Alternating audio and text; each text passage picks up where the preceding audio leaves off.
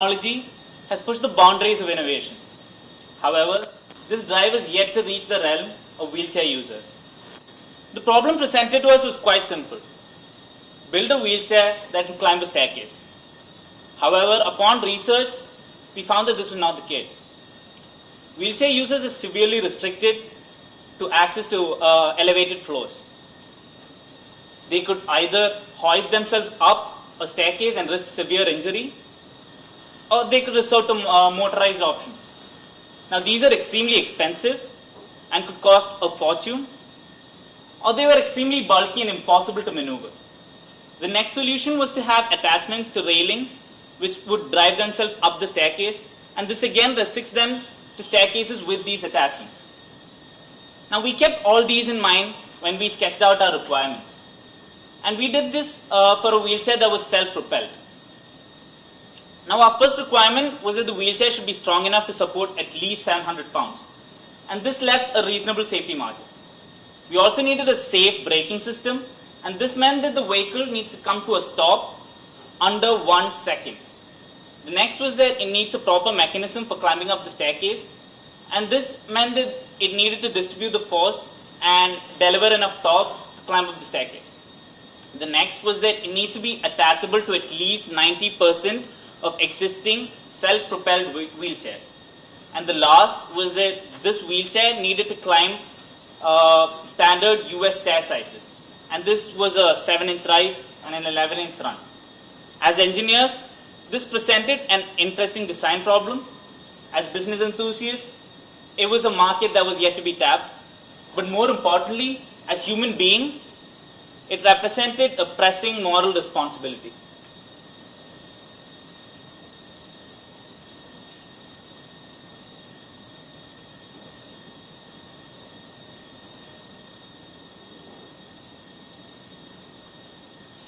With our initial designs, we had 3 ideas. All of these ideas were focused on increasing the mechanical advantage of propelling the wheelchair user up the stairs. With the first idea, the hexa wheel, it was an addition to spokes to the wheel of the already existing wheel structure. These spokes at the edges would go and rest into the corners of the staircase, propelling the user upwards. The next one, we looked at existing structures or existing designs, where motorized wheelchairs use a tank or a belt around a wheel system in order to move up the staircase. With this, we would want to implement an idea of using mechanical advantage or propelling or using the wheel rotation into the belt system. With our last idea, the spider pinwheel was inspired by an idea from BYU. For our final design, we were thinking about combining multiple components of our initial designs. So for the final design,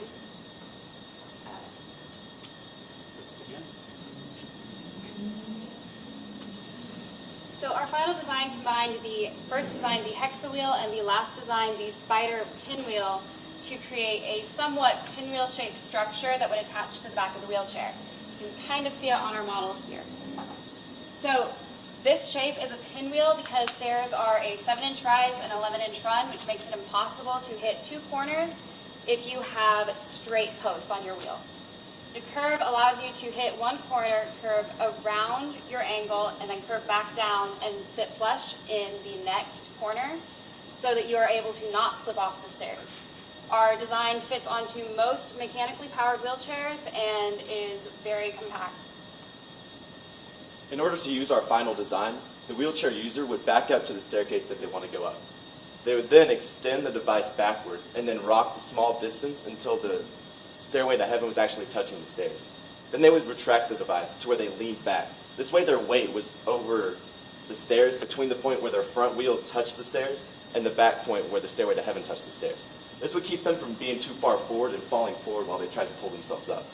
After they're attached, they'd pull, and as you can see in the video, the stairway to heaven vaults up each stair and helps the person get to the top. Once they reach the top, they would ride onto flat ground, extend the stairway to heaven until they're almost vertical, rock forward, and retract. Once it's retracted, they're ready to roll. We constructed our prototype by laser cutting wood and installing 2 small motors that would run it to simulate a small person running the stairs, because I was too big to fit in it, but we worked it out. In the future, we would like to improve on a couple of key features of the Stairway to Heaven. First, we would like to improve the stability of the Stairway to Heaven by attaching a set of wheels or another similar structure, such that the device would be safe and feel safe to use. In addition, we would like to decrease the size of the Stairway to Heaven or make it more compact, such that it's not uncomfortable and bulky for the user to use and ride around with. Additionally, by compacting it, we want to keep it sturdy and durable, such that it's still safe and can bear the load required. In addition, for safety purposes, we would like to introduce a one-way braking system that works kind of like a ratcheting mechanism, such that whenever the wheelchair user is going up the stairs, the brake system works such that they can roll the wheels down one way, but prevents the wheels from rolling down the stairs. In addition, in the future, we would like to be able to reach new heights using Stairway to Heaven. Thanks, and gig 'em. Does anybody have any questions?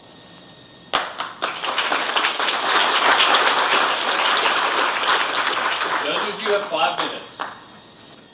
So for those who are mechanical engineers, I wanted to ask, what is the weakest point in your design that you work the most, that is going to break first?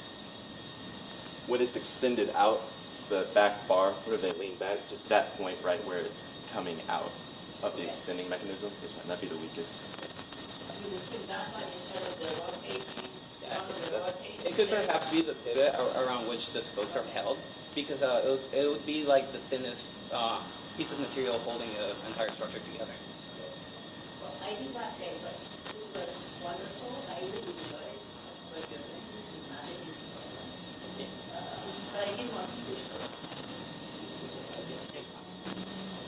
Yeah, I have a question. With the blades, are they synchronized?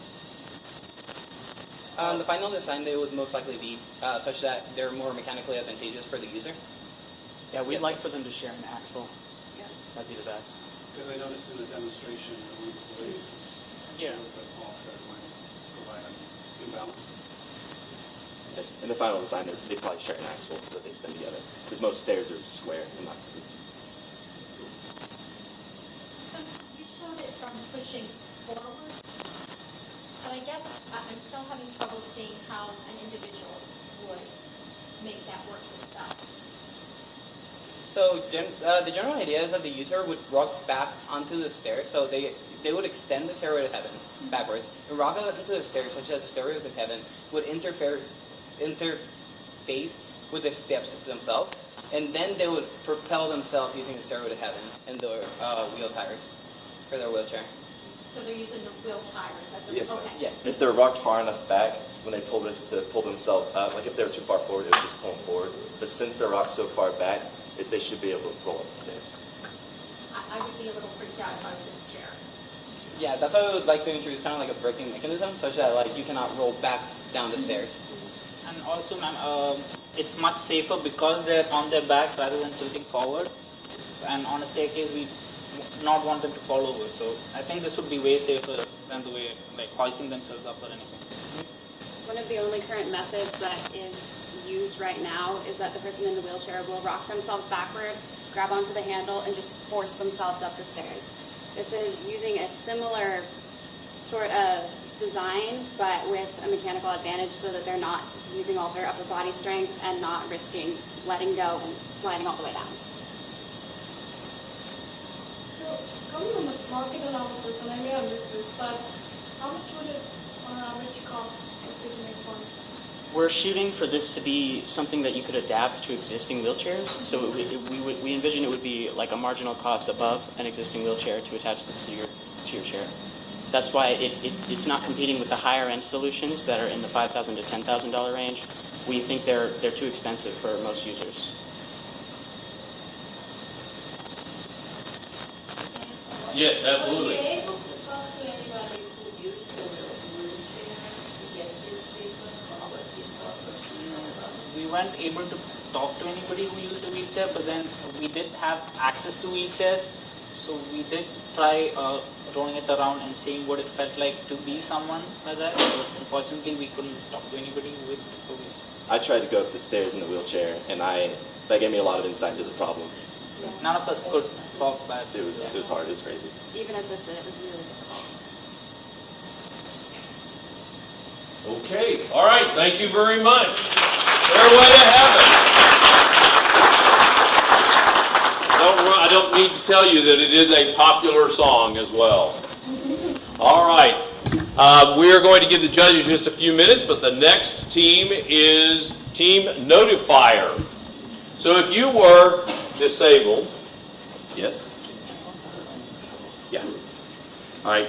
So if you were visually impaired or you did not have proper use of your hearing, have you ever thought about what might happen in the case of a fire? You might not even realize what was going on. So our next team, when y'all come on up, Notifier. Where are y'all? All right, there they are. Sorry, the other side. So come on up and bring your prototype and get ready to get going and giving your presentation here. I'm going to ask you all a couple of things though. I'm going to ask you to kind of stay right in here so that we can capture everybody. And I'm also going to ask you, particularly when you're giving your presentation and answering questions in particular, to project your voice a little bit so our sign language interpreters here have the opportunity to hear what's going on as well as the rest of the audience. Judges, I'm going to ask you all to do the same thing. If y'all would speak up just a little bit more to give our interpreters an opportunity. We are picture-in-picture doing this so that we are doing this live. And I want to say thank you so much for our two interpreters who've been able to be here to really add a whole other dimension to this. So thank you so much for that. Our judges are just finishing up their scoring, and as soon as they are, you'll get a chance to go forward with it. And who y'all have the clicker? Okay, perfect. Let me make sure of something. One second.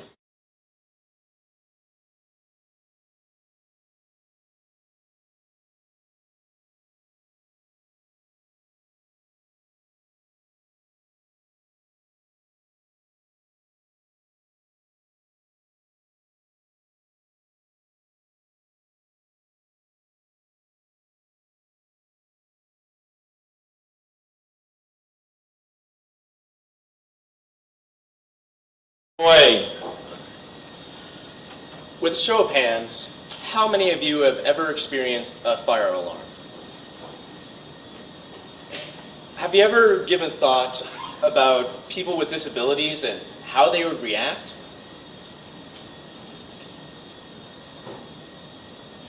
Excuse me, this doesn't work. Oh, good. There are millions of Americans living with physical or mental disabilities. It could be your neighbor, your family member, or even you.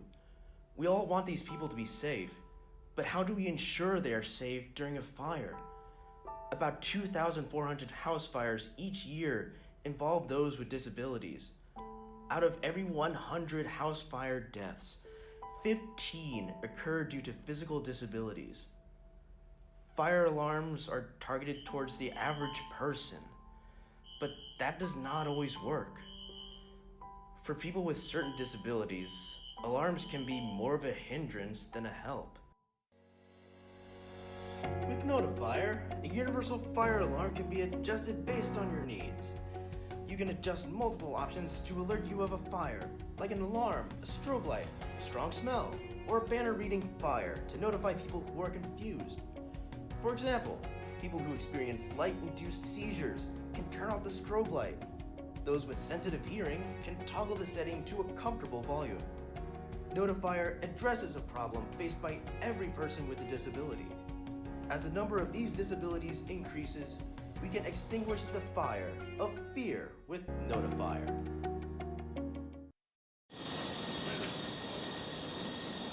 Hello, I am Ramon Palocare, and I am a freshman biomedical engineer. I'm Caitlin Mathis. I'm a junior biomedical engineer. I'm Amanda Walker. I'm a freshman mechanical engineer. I'm Shantanu Vyas, and I'm a master's student in mechanical engineering. Auto Chandran, junior electrical engineering student. I'm Jay Ramirez, a junior in electrical engineering. 1 in every 59 children are affected with autism. Among the global population, 466 million are affected by hearing loss.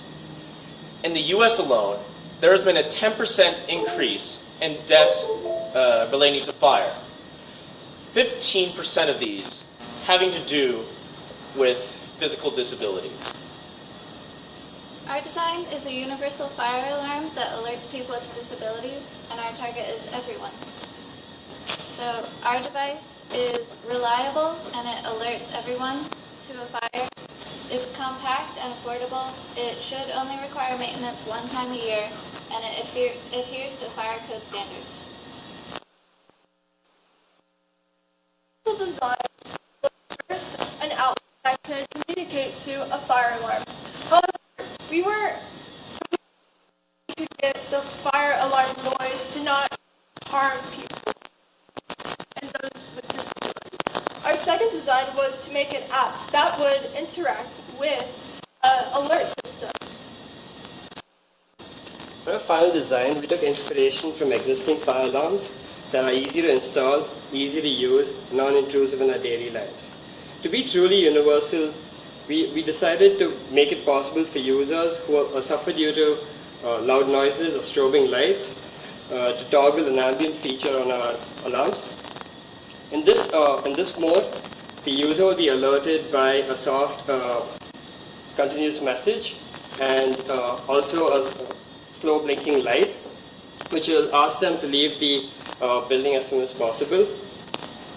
We also want to take advantage of other human senses, which is why we included a odor spray that uses a pungent smell to alert the users. And we also included a long band that alerts the elderly with memory loss. So now working prototype, you can see the speaker on the right, LEDs in the middle, and the spray mechanism on the left. The spray mechanism includes a fan as well to spread the odor around the room, and we have the switches here which can toggle the ambient mode. In the next video, you can see the mechanism of the banner. We use a motor to unfurl and furl the banner so that the user does not have to do it manually.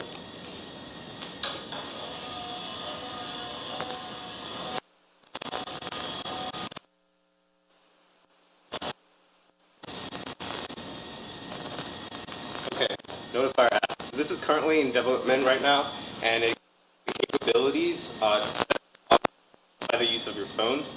And so parameters such as the sound, light, and vibration can be adjusted simply through the phone.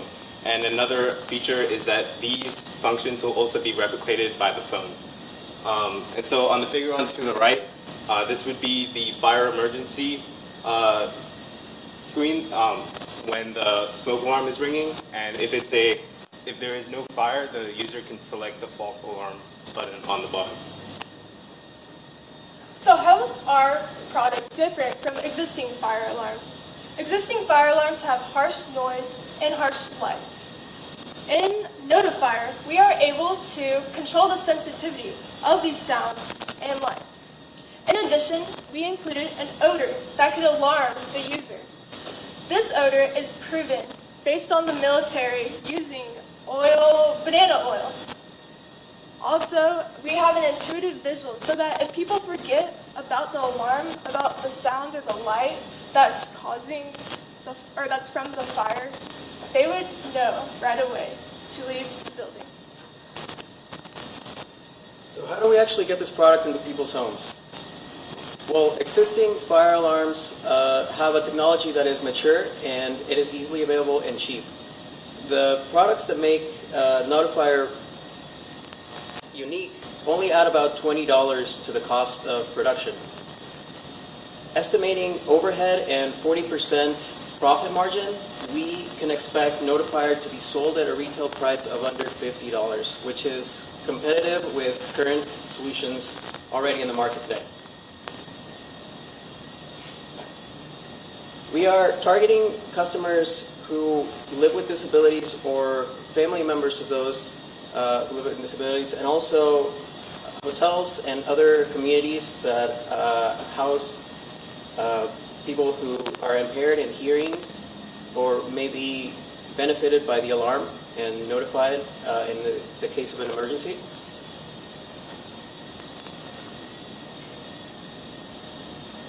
We expect to have different models of the Notifier that cater specifically to the needs of our customer. So if you have a need to have a softer sound played, that can be customized for your home and for your needs to the individual customer. In the future, we expect to develop this app that can be internet connected, have Amazon services that can connect to mobile devices like your phone, and can alert you through the vibration on your phone, hopefully to let you know that a fire or another emergency is in effect. Also, we expect to have standalone devices that have vibration to place on sleeping chambers where you can be woken up by touch.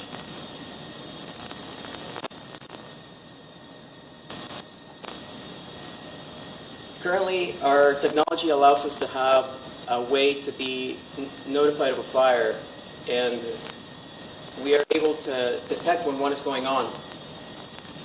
But sadly, not all of us benefit from this technology equally.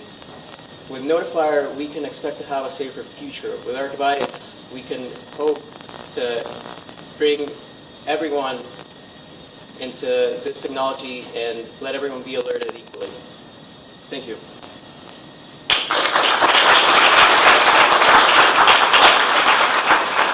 And judges, you have 5 minutes for questions. I have a question on the factory range of that, or how does that work? How close do you have to be to the unit? So we're going to use a pungent smell that spreads fast, like banana oil. I think 2 drops of banana oil can spread really fast in an entire room, and this is mainly for smaller rooms, like individual houses where the rooms are, each room has a fire alarm. So, and we have a small fan as well. It'll be a slightly bigger fan in the final product, which will start running only after like 30 seconds, so that initially the smell accumulates and then it starts running, so it spreads. So that's how it should spread pretty fast, because pungent smell spreads fast in small places, at least small rooms. Is this unit going to be something that you can make it miniaturize and make it smaller? Is this something like a desktop sort of only? Well, this will be mounted on top of, like on the walls or on the ceilings. So it's like a 10 by 10 inch prototype right now. But that's because we're using a microcontroller like Arduino. But if we can make our own microcontrollers, it can become a lot smaller than that. And is it self-powered? Is it Right now, in the event that there's an outage? Right now, the prototype actually operates on rechargeable batteries, and we can expect the products to be either connected to a wall outlet and have a rechargeable battery backup system, or otherwise it could also be powered by disposable cells like the ones found in current technology. So, as far as people in the future, like notify, when I first thought about it, I was like, oh, somebody's actually going to get notified and they're going to fire, because for people with disabilities, like you showed, right, you have to take stairways, right? And then that's not very convenient for a lot of people with disabilities. So as a future enhancement, you've done the task of making it very accessible, but what about like as an enhancement, have you considered how to take that person out of the room and, you know, like have you call somebody, or what, have you thought about that kind of roadmap? So we have thought about the SOS service, which is why we're trying to make it an Internet of Things package. So we'll have a Wi-Fi chip and a Bluetooth chip inside this, which will communicate to your devices, and it'll send messages to your loved ones. For the guiding them outside the building, we haven't really thought about that, but that could be something that we think about for the future iterations. Did you think about, like, since you've got the app, what about the technology for like wearables to vibrate? I'm just thinking of deaf people, I mean, which I think is part of what you're targeting with your factory, but I'm wondering for vibration, especially given most of the fire alarms I've experienced have been in hotels in the middle of the night, and it's usually something that has to wake me up. Yeah. So we did think about using wearable technologies. However, we didn't want those with disabilities to conform to having to wear a bracelet. Yes. Yes. Good job with the prototype. I really like it. I have two questions. One has to do, who define the kind of things that you would like the level of the sound, like needs never smell? Was that part of the need statement that you had to have on it? Or you decided that you would like to add features to this device? We researched levels of sound that are more comfortable for people. Like the 80 decibels was research for autistic people. They're more comfortable with levels below that. And so there is nothing like this in the market right now? Or there is no alarm system? Not a combination of these things. There are alarms that allow you to reduce the sound, but not a combination of light, sound, and two other alerting techniques. So everything is just either sound or either light. One last thing was with your app, which I think is great. If you can integrate, if they're not at home and they're in a public place, that it would provide them with access points to get out, so that they know. Because it's just taken for granted how to leave, but since they may be in a wheelchair or whatever, I don't know if that stuff is available that they can put in. That's still, I think that's been a problem since like 9/11. I mean, I can remember at 9/11, okay, I'm dating myself. But that was clearly a problem then, is people didn't know where to go or how to get down the stairs. You addressed one part, right? You use the side smell and everything, but one component to it. I feel like our problem statement was more about alerting and not really navigating. So that's why we focused on alerting. Okay, thank you very much. This is the last question. Notifier, thank you very much. All right, the next team is going to be Team High Rollers. What you've seen that the concept of being able to have a wheelchair that goes up steps is a true problem. And I think we now have a second team that is concentrating on trying to figure out how to make a wheelchair go up a set of stairs. So the judges will be here in just a few minutes and get finished. And we're going to try to use this clicker. If it doesn't work, we will help you. Okay, hold on. Don't go yet. Don't go yet. Take a breath. Taking a long time to get here. I know there's been a little bit of stress to get to this point. So y'all are good. So just take a breath. We're doing.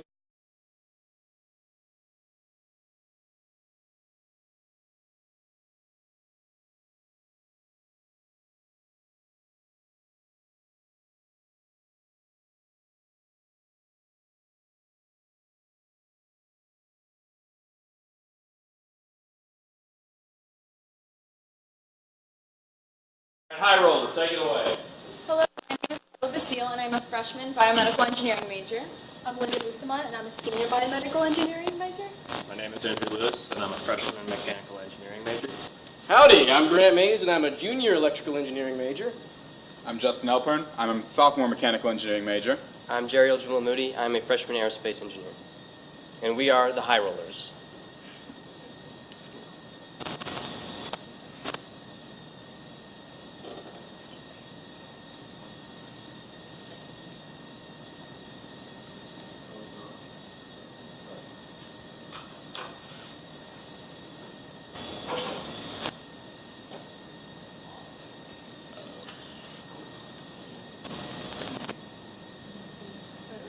Climbing upstairs, stepping over curbs, or jumping over obstacles is something we all do today.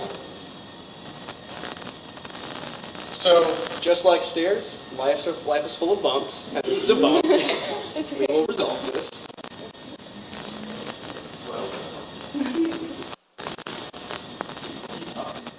Okay.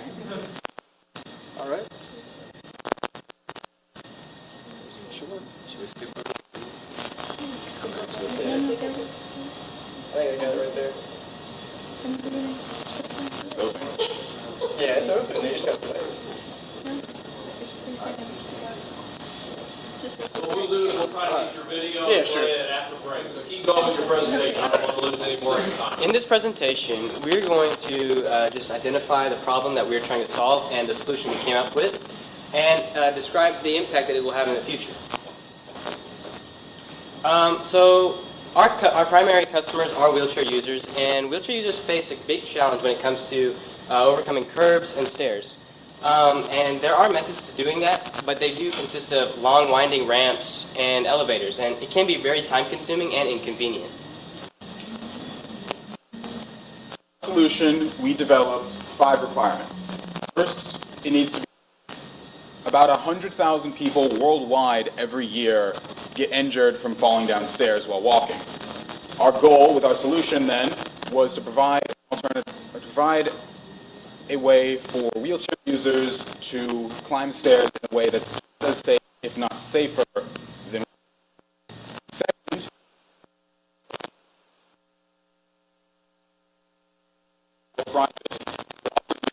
to anyone who can use it.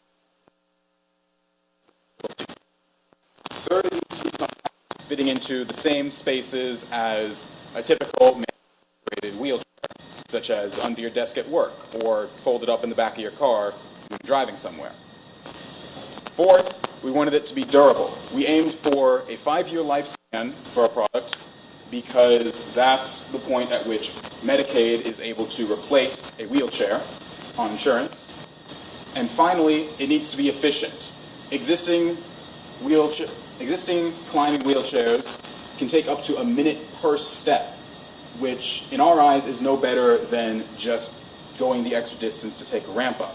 So our design needs to climb the stairs quickly. I'll now hand it over to Grant to show you what we came up with. So in order to solve these problems, we had a couple of different solutions.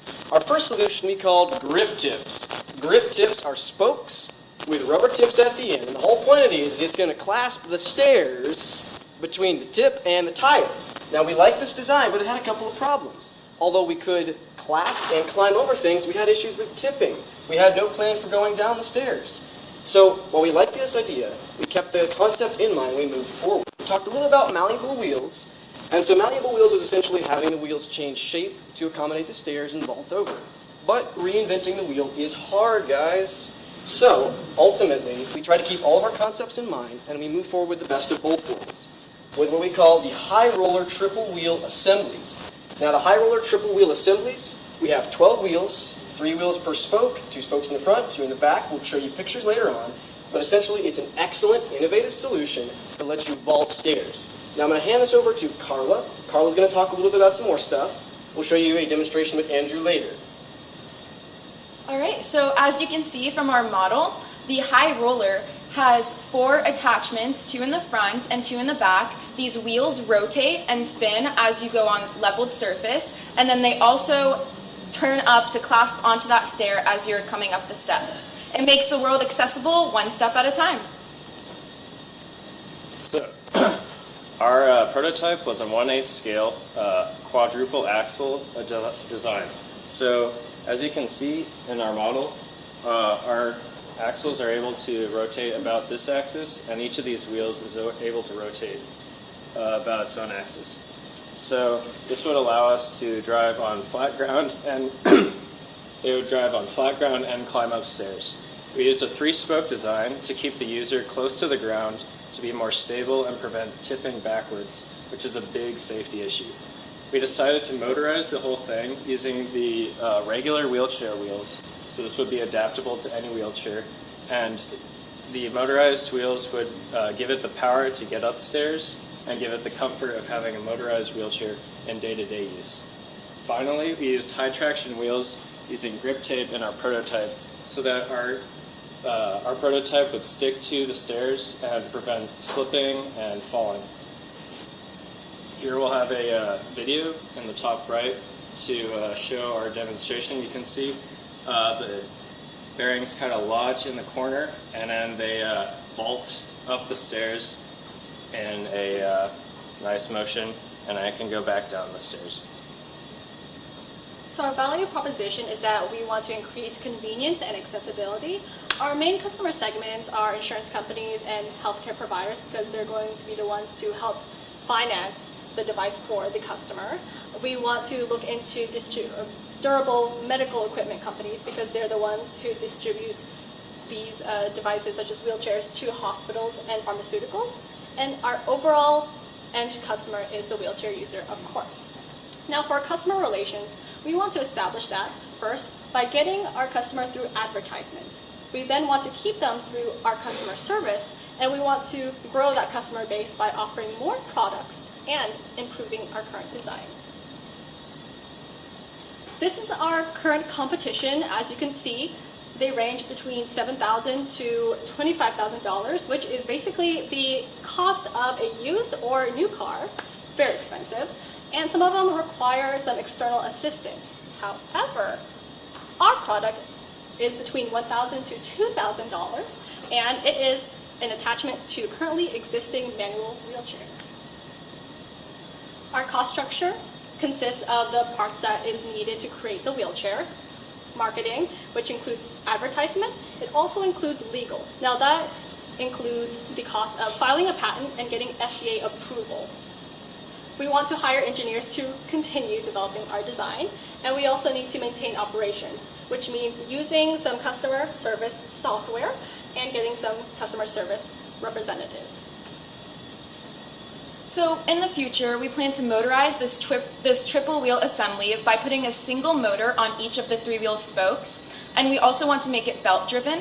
We also plan to incorporate rear wheel suspension in order to allow our device to come over steps of various heights. And then finally, we want to incorporate some safety features such as gyroscopic center and seat belt, as well as more traction in the wheels. Some of our future directions include clinical trials to obtain FDA approval, international distribution by taking our product on the web through Amazon Web Services. We can have international distribution, and then manufacturing partnerships so that we can actually make and distribute our product. And finally, we want to consider alternate applications, such as mobilizing space rovers, for example, to come over obstacles. Thank you for your time. We will now take any questions, and we are prepared to give a quote for what we need to continue developing this product in the future. Thank you. There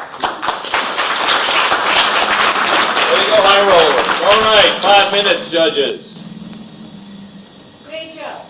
I really think you had a thorough approach, both on the technical program, but also on the business side. That's interesting. I have 2 questions. One has to do with, there are many tools that have been developed because you mentioned space that have been designed to do this climbing thing, right?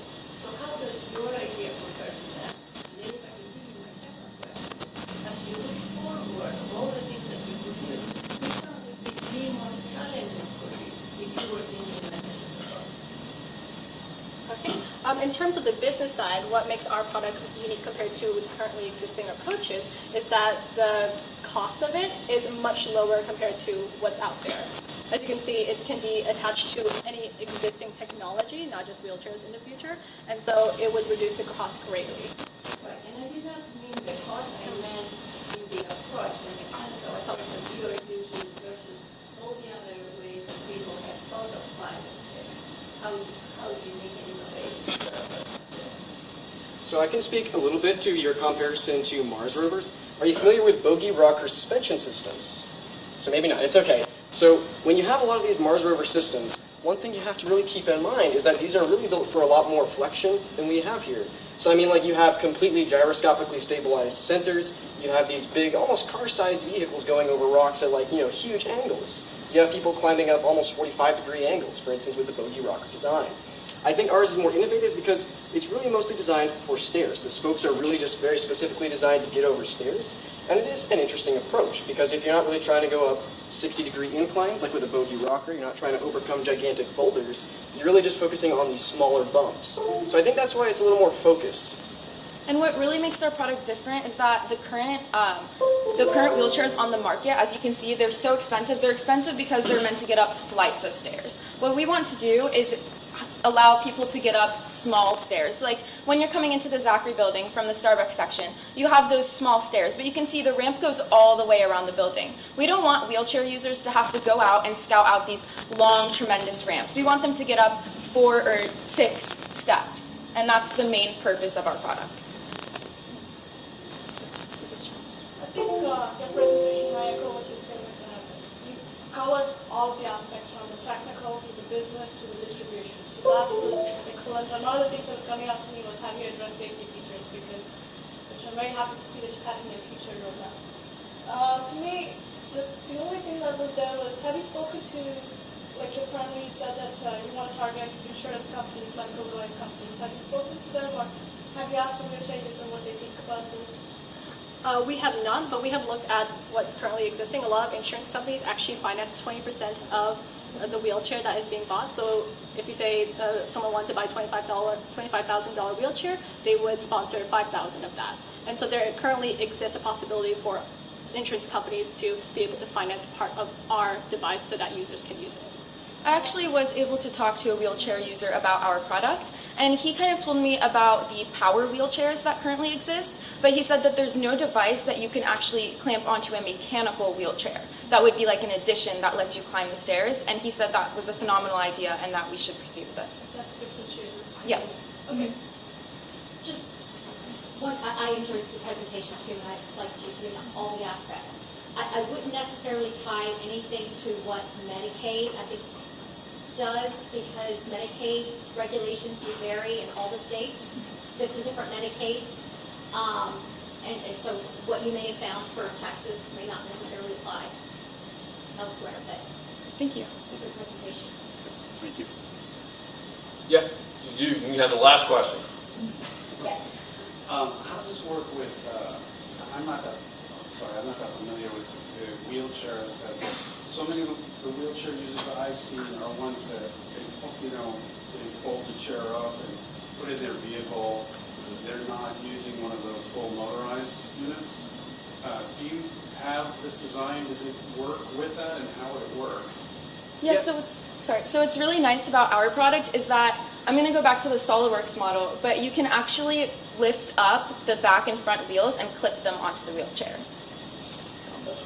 How much extra weight is that for that kind of design? We're looking at maybe like 100 pounds, 150 pounds for that. So it's really not, it's meant for one of the motorized type of wheelchairs? More or less. I mean, you are adding on to an existing wheelchair, so you are using those new added systems to compensate for the additional weight you're adding on. And with that, we are out of time. Thank you very much. High roller. All right. Thank you all. Appreciate it. Thank you. And the next team is Soundception. Somewhat of a simple opportunity. Many people are able to work and put together music. However, this can be very difficult in working with a computer and putting together music for someone who might be visually impaired. Soundception is a team that's going to try to solve this problem for them. We have judges are being weighted. By the way, high rollers, we are going to try to play your video right after the break for the judges. So we're going to see if we can't get rid of the technical issues that had with your video, and we'll try to play that right after the break so we have that all together. Okay?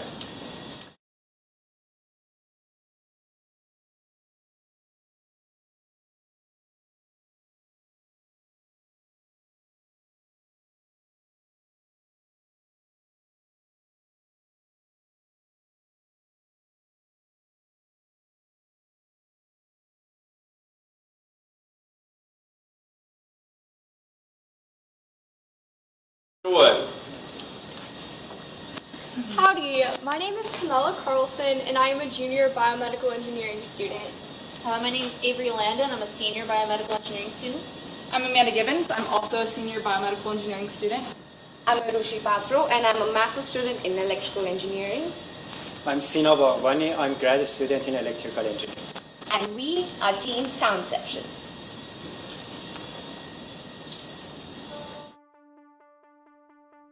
Music.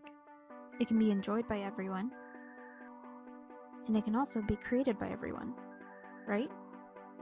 As is the way with most technologies, music production has become more and more digital over the years. This has made an art form enjoyed by your ears heavily reliant on the use of your eyes. This can be discouraging to those with low or no sight. They can enjoy the art, but they can't produce it without added difficulty to an already difficult task. But what if we could level the playing field again? Enter Soundception. Our company seeks to identify the challenges faced by these individuals and implement solutions to overcome them.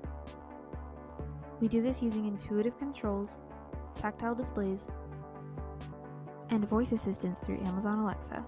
Welcome to the world of music. What will you create today?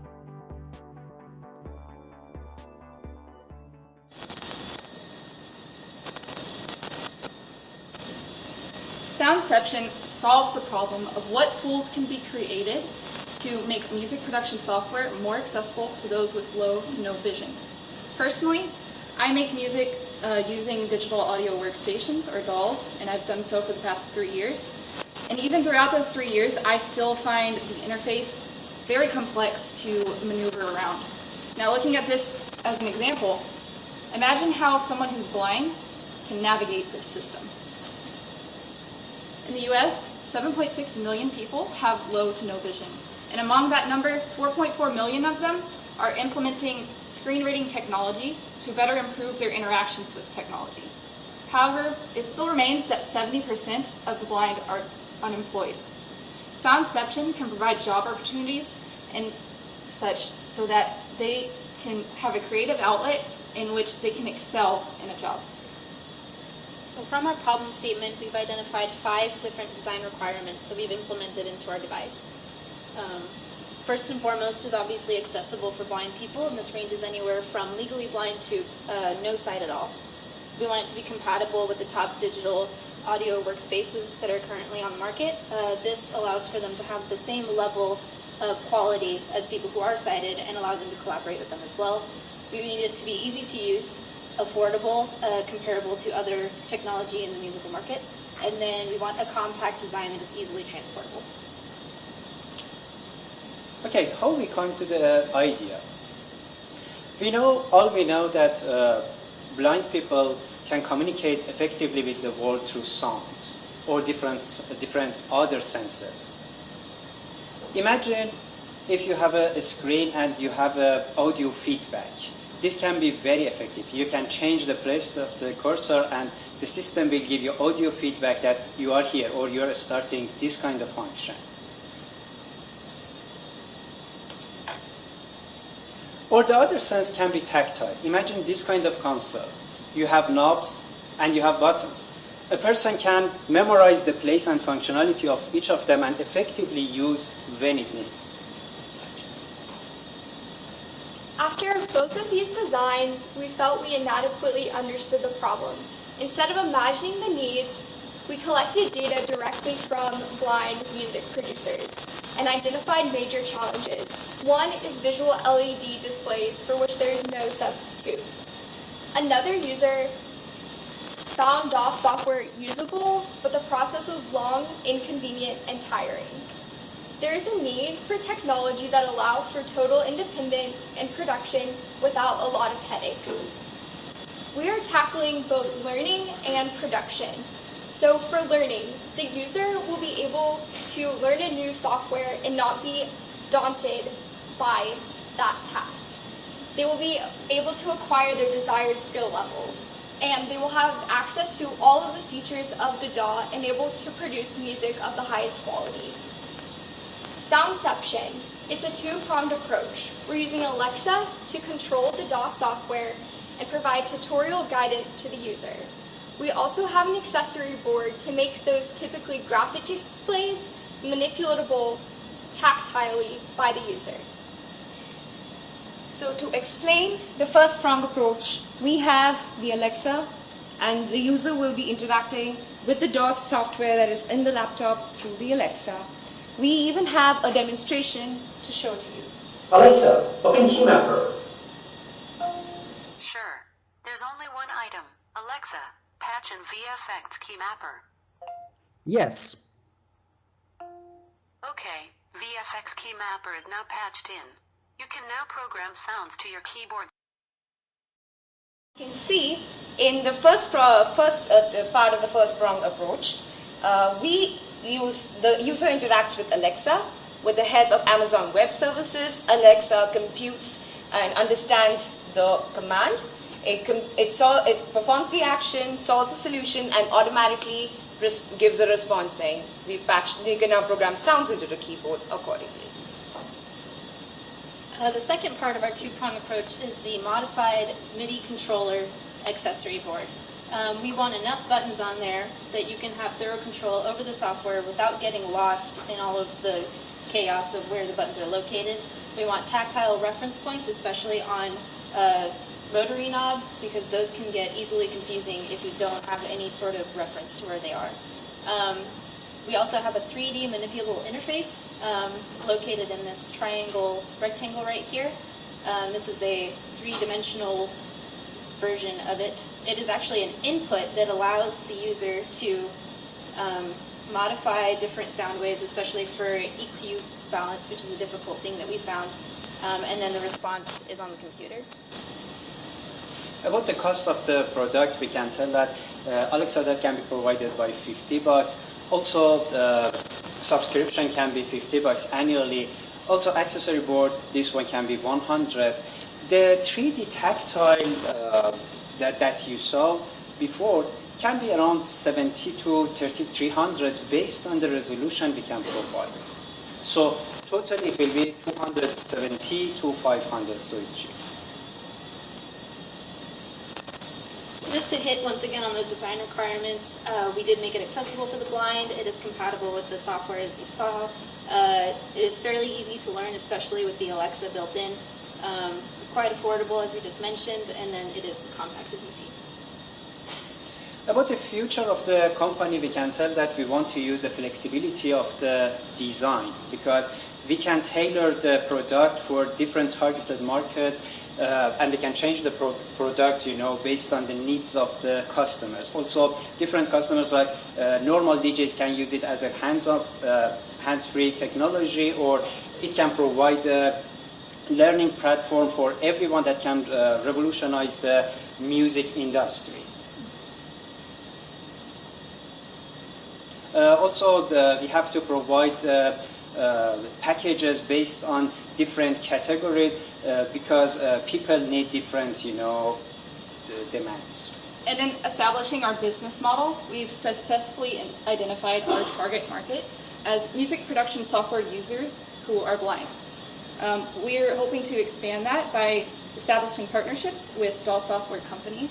And in working with them, we can further implement our production and learning tools and expand our market to include anyone who wants to make music in a more intuitive way. We hope that you invest in our company. And leaving you, I have a song that I wrote here. Open melody tuning. Welcome back. Melody is all done. Melody is open.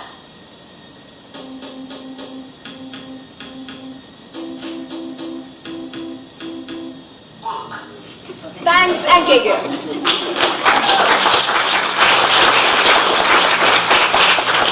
Thank you, Soundception. Judges, you have 5 minutes for questions. I think I like the business presentation music. A lot of us are very passionate about it. The one thing though I did not see is how does your product compare to what is out there in the market? Or is there anything out there in the market for usually bad folks who want to create music? Yeah, so typically somebody would navigate a DAW software with a screen reader. That's what we found is a common adaptation because they are using this software, they're just not using it to their maximum capability. And so we thought the 3D interface, manipulating those 2D graphics, that was a novel aspect incorporated in this application. And then leveraging something with voice control as well as like an Alexa tutorial service, we also saw was a novel application. And in addition to that, usually the people who are producing music, they want to maneuver the files by dragging and dropping. And there are existing technologies where there are keyboards with Alexa modulated in it, but it's not affordable, and you'll have to shell a lot out of your pockets. And a common feature of those keyboards is that they're used more as a learning tool. Say if you want to learn how to play keyboard, how to play piano. Yeah. How would you market it? I'm sorry? How would you market it? So we would work with DAW software companies and AWS services. So we would build an Alexa skill within AWS that would be a subscription fee. And working with those dolls, we can basically market it to them as a feature that they can tout, as opposed to rival companies. How does the 3D manipulation work? Is it infrared? Manipulation, you mean? No, this is a kind of 3D display. It's a kind of tactile display. We had several options, but we tried to stick to the cheapest and easiest version, to provide some bars, so movable bars, based on the resolution, based on the minimum 7 to higher, we can provide them the movable bars, that very fast someone can use. Because if we wanted to make a bigger 2D display, maybe we were reducing the speed, because it's easier to follow the music rather than checking by tactile than do the changes. How many parameters would be built into that? That one is just a kind of duplicate of the everything not everything, the bars we have on the display. So the speed and the location should be important. Is somebody visually routine with that create a problem for him? Excuse me? If someone cannot see well, would he be able to? That one is an additional thing, because imagine we have this kind of, tactile concept, That one will be kind of adds on here. The person will learn that, oh, this is here. This one will give, me a kind of feedback. Especially it's helpful for the people who have used, instruments before, or they have had a kind of vision and they became blind. They can adapt easier. Right, and the presentation we showed was a mock-up visual. So on this, on our accessory board, there would be the moving parts that would correspond to the wave that's being played in the program. My father is blind, and I ran the idea by him, and he thought that would be a good way to understand something that does have so many bars that you're controlling at once, and an easier way to manipulate it rather than toggling through like 20 different controls.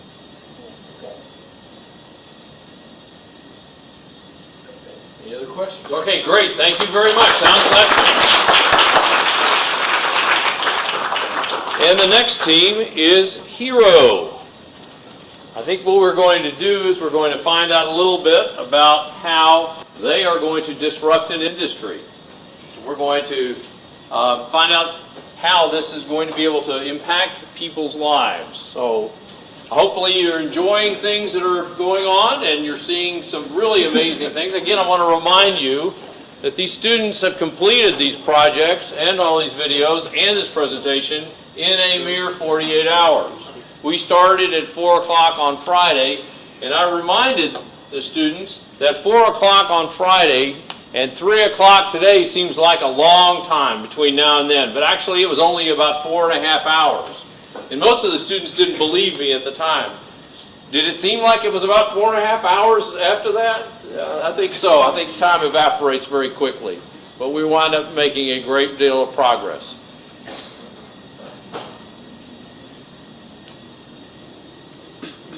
Y'all gonna watch Final Four tonight?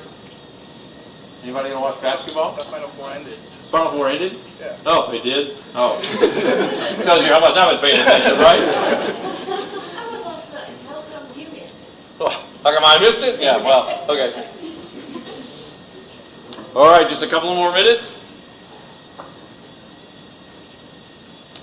Trouble, Bruce? No, All right. Heroes, take it away.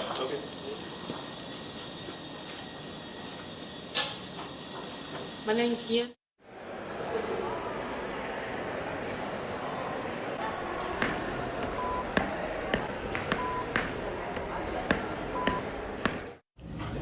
Hey, are you okay, man?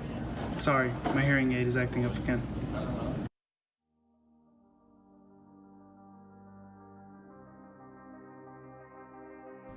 Why pay more and get less? What you need is a hero.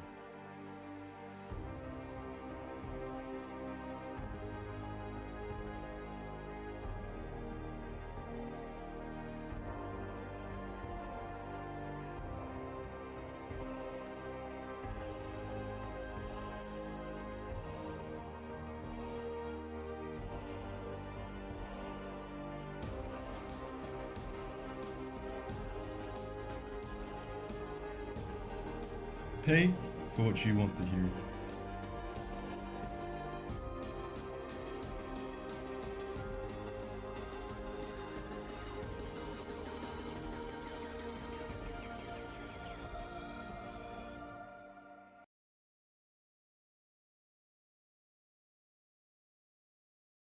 Raza, I'm a junior computer engineering student.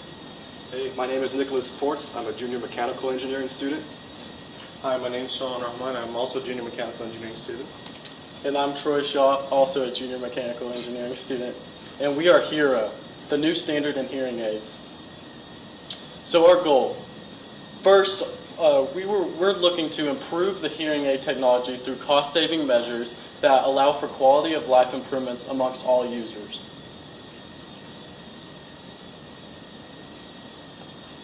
So the current problems on the market today, we talked to users that have been using hearing aids, the current models on the market, and we broke it down into 3 primary problems that occur: cost, battery life, and sound quality.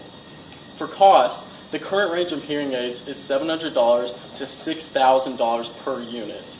And the current factors into that cost are the clinical setup, the research and development, and the brand markup. For battery life, this problem is that the batteries that current models use are just standardized batteries that need to be replaced. And usually those batteries need to replace after 6 days of usage. So something can if you're not tracking your battery replacement, it could run out while you're in an important situation or something and you have no backup on you. Finally, sound quality. Non-directed sound is the type of sound where it just has it just picks up one volume for all the sound that it's picking up. So that means the sound that is coming from the back of the hearing aid, the front is all just one sound. So this can cause a tinny sound in cheaper models and just an overall bad standard of quality of sound. Let me introduce you to HERO. So our device has a dual microphone design, which puts the microphone in the front of the tip. That directs the microphone to the sound source and creates a more clear sound. On top of that is our battery design. We have rechargeable batteries, which you can charge with stable power source and provides you with a full day of usage, and it won't go out during the middle of the day. Also, we have a Bluetooth feature that enables connectivity to the smartphone. And lastly is our docking station. It has a magnetic charging strip which will enable you to put your device on the dock, and it will hold the device there while it's charging.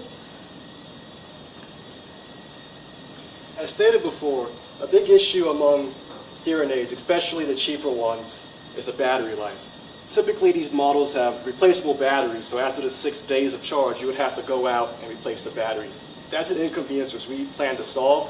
We plan to solve that inconvenience using silver zinc batteries. These batteries are rechargeable and also smaller than the rechargeable lithium-ion batteries that are available on the market. On average, the user of our device will be saving $40 per year forever just on battery charges. So how do you deal with the issue of ambient noise and tinny sound? You want to focus on the person in front of you. So let's think about your cell phone. What does it do? It has 2 microphones, one on the back and one on the front. The front microphone takes in your voice, and the back microphone takes in the ambient sound, and then lowers the volume so the person on the other end can't hear the background, at least not as much. So we want to incorporate the same idea into our design. By using a wingtip design over the ear, we would have one microphone point outwards towards the person you're directed to, so you can hear what you want to hear, and a back microphone that takes in the ambience and lowers it so that you don't have the distraction that normally arises with these types of devices. Right, so why are hearing aids cost so much that they do right now? Well, so after doing some research, we found that most companies use a sort of 10 to 90% model where they spend 10% of their costs to materials in terms of developing the product and 90% towards research and development for future products and manufacturing. So if you were to say spend $100 on materials for a hearing aid, which is how much it would cost, you scale that price up by almost more than 10 times the factor, and then you sell it for around $2,300 for a profit. And that just doesn't seem fair and doesn't seem right, especially to an average consumer who can't spend $2,300 every time they want to replace a hearing aid. So our focus was to instead incorporate a similar model and scale down research and development, because the main issue at hand is making hearing aids more affordable to the average consumer. So what we did was instead we took the current designs that are already out there and we scaled down on the research and development and focused more on product development. So we put 35% of our costs into materials and about 65% into research and development and manufacturing. So say we spend $100 on the materials to make our thing, our final design comes up to a little under $300 to make. Now we sell that for around $400, $350, $400 at a profit, but that's still around more than 5 times less than the actual designs that are currently out there for $2,300. So by doing that, not only do we generate a profit based upon our design, but we're also allowed to take that profit and change up our margins. So say if we wanted to put some of it into research and development, we could set aside that. We could set aside the rest of the profits for current production. Moreover, if we wanted to, say someone in the market wanted to undercut us, why this wouldn't be a good factor for them is because the reason their prices are so high is because the market for hearing aids is very undersaturated. So by keeping their prices high, they have to attain that price in order to keep the profit. And so if they were to try to lower prices, what we can do with our profits is focus more on our own research and development and create more innovative products in that case. Our device also has Bluetooth technology, which allows it to connect to your phone. This opens the door for apps that can be designed for the hearing aid. For example, maybe the user wants to increase the volume. Maybe the user needs to change the amount that our hearing aid is filtering out the sound. With our Bluetooth technology and an app that can be used for that, the user is able to do that. Also, an app can be created for the audiologist, because as we age, our ears tend to get worse. So an audiologist can easily use an app to just adjust and tune the hearing aid based on the user's preference. So let's give the people the hero that they deserve. Thank you, and do you have any questions?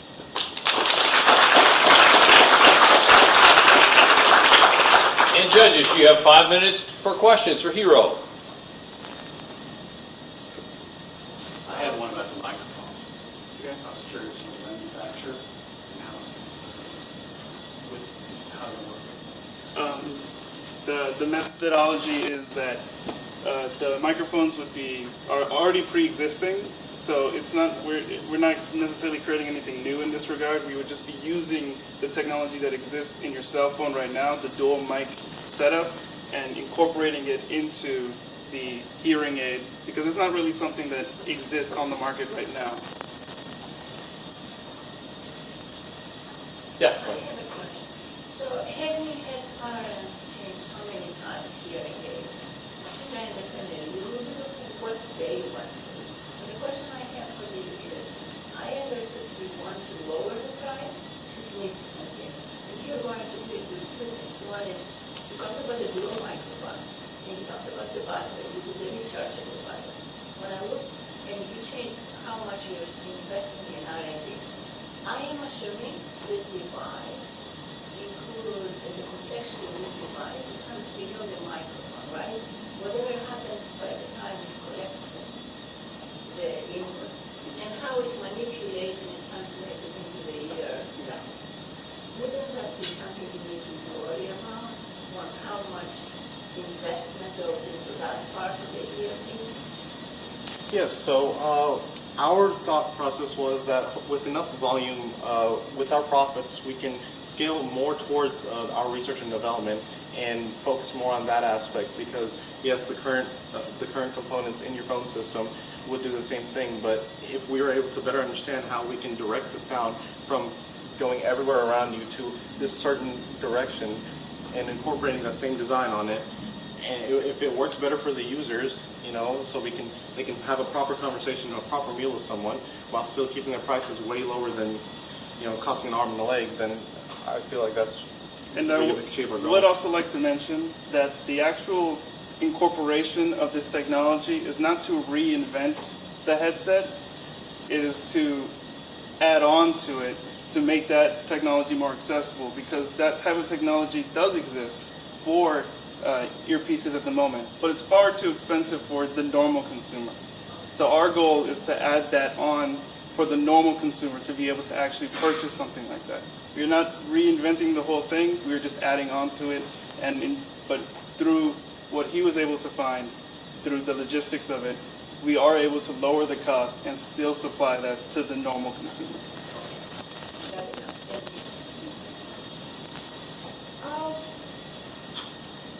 I'm actually very surprised that this market is so undersaturated and people have to replace it every 6 months. That is very surprising to me. So, to me, what design alternatives did you consider, and is there any competition to you out there in the market? Because seeing it as so underrepresented is very surprising to me, to be absolutely honest. And I'm also wondering, what are these other companies doing with their R&D? Why is there such a big cost on the R&D, which you are kind of taking away to reduce on the cost? So are you diminishing something on the quality front by taking away cost from there? So that is what is the biggest thing that's coming to me as part of your presentation. Okay. So specifically, the R&D development that goes into it is related to the miniaturization of everything, but it's also that the technology that exists for the headset is not necessarily being improved significantly, though it has been improved significantly. But it's very marginal in terms of where the technology is moving. And if you look at, say you take a company and you look at their models from, say, 5 years ago to now, you will see that very few improvements have been made. Perhaps they've changed the battery type that they use. Perhaps they maybe made a couple of the components smaller, as Saul said. But again, because they spend so much money on their research and development, they have such a large overhead with their manufacturing, the cost of the materials are always the same. So to produce it, that's not the hard part. They want to account for their own research, and yet they've seen very little changes with regard to quality of life, and that's what we are hoping to improve with the addition of the dual mic, because we have not seen that around, where one mic filters and one mic takes in the sound. And by, of course, scaling down the R&D and focusing more on the production for the consumer, we give the consumer what they need at a fair price. Also, and Hiro, I'm sorry, that's all the time that we have. Thank you very much. The next team is Safe Walk. For those of you who are keeping track, we have about, this is the 6th presentation. We have one more. This is the presentation that we're going to do. We'll take a short break right after this.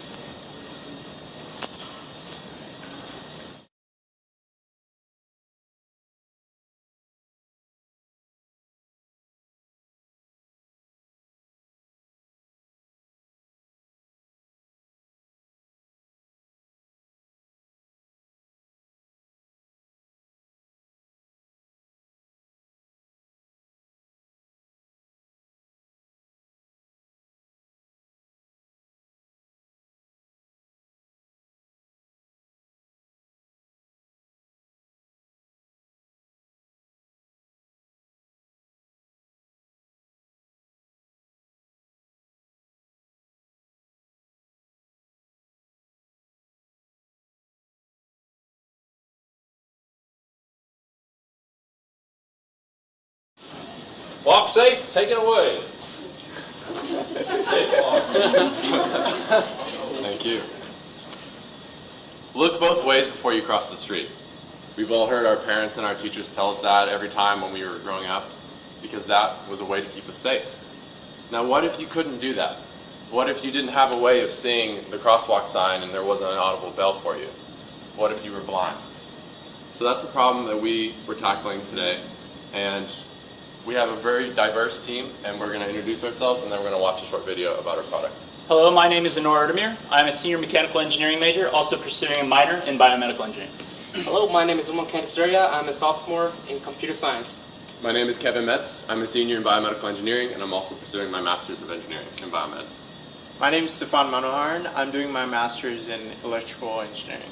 My name is Ruben Uribe, and I'm a freshman computer science student. And let's watch a short video about our technology. He was hit and killed by a car. He and his guide dog, Amelia, were crossing Rubitz Road Southeast when they were hit by a driver. As I'm crossing the street, I went off course a little bit. And there's a car, like, right in the path. And this guy's left, over to your left a little bit. I can hear your car. You're not in a Prius. If you're watching this video, you rely on visual cues to see color and to live your daily life. Now imagine you're blind. You rely mostly on your ears. Your other senses are amplified. Imagine you then want to cross a street. Walking in a straight line would be difficult. Maybe you could hear some cars idling at stoplights. Maybe you could hear a bell if it exists. Or maybe you could hear the footsteps of others crossing with you. Maybe you have a service dog, or maybe you're with friends. But what if you're crossing alone? Using an accelerometer, SafeWalk allows the user to walk in a straight line and gently buzzes when the user deviates off course. With an ultrasonic proximity sensor, SafeWalk detects objects within 3 meters. When an object is detected, the wrist attachment lightly buzzes. The SafeWalk system can be adapted to users' existing white canes. Let's make our streets safer, together.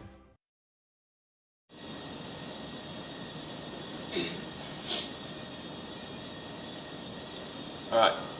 So in our communications and in our research, we reached out to some members of the blind and the low vision community to figure out what problem needed to be solved and what was the biggest barriers in their feeling of safety at crosswalks. So we arrived at our need statement, and that was to develop a technology to allow people with blind or limited vision to cross intersections safely.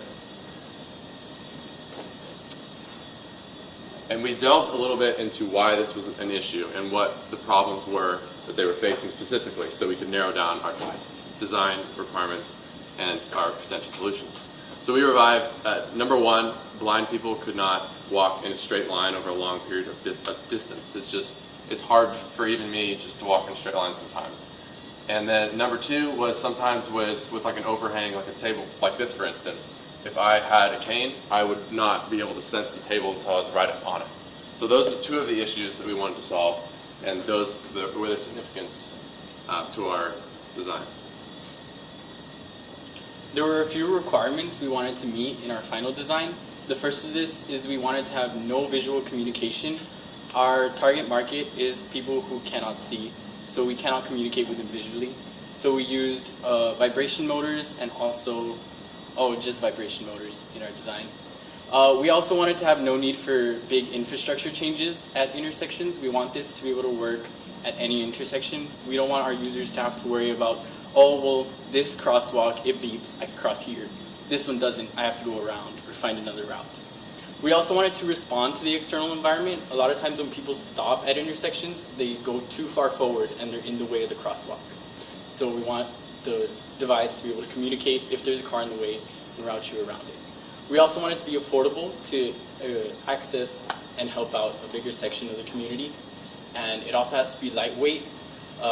The way blind people typically use canes right now, they're used to the way it feels, and we don't want to change that by adding a big weight.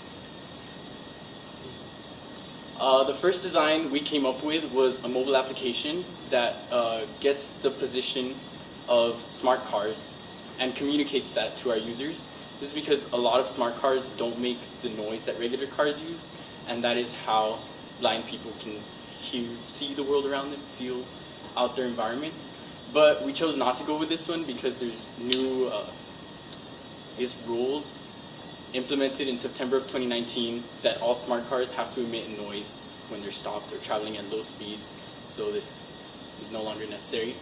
Another thing we wanted to do was crawl through traffic camera feeds and communicate to our users who are at an intersection if there's a car there, if it's stopped or if it's still moving. But this would be a lot of computation, and also not all intersections have traffic cameras. And the final solution that we ended up choosing was wearables. This would be something that our users could wear, and it could give them information about their environment. So, as discussed earlier, sort of after consulting members of this community, we found that the two issues were the fact that, people might not be able to sense some certain obstacles because the cane might go underneath, or they won't walk in straight lines. And so, first part of solving this is we created attachments that could be placed on every sort of cane, and we did that using, various 3D printing processes and stuff for the prototype purposes. Right here we actually have a working demo. So the device is working currently and is connected to a portable battery pack. Right now you can see the sensor that detects distance. And so when you do this, it vibrates on a wristband. And so then you're able to see or sense when something's in front of you. And right now we have it connected to a light as well to demonstrate. And Stephen will talk about the other part of the device.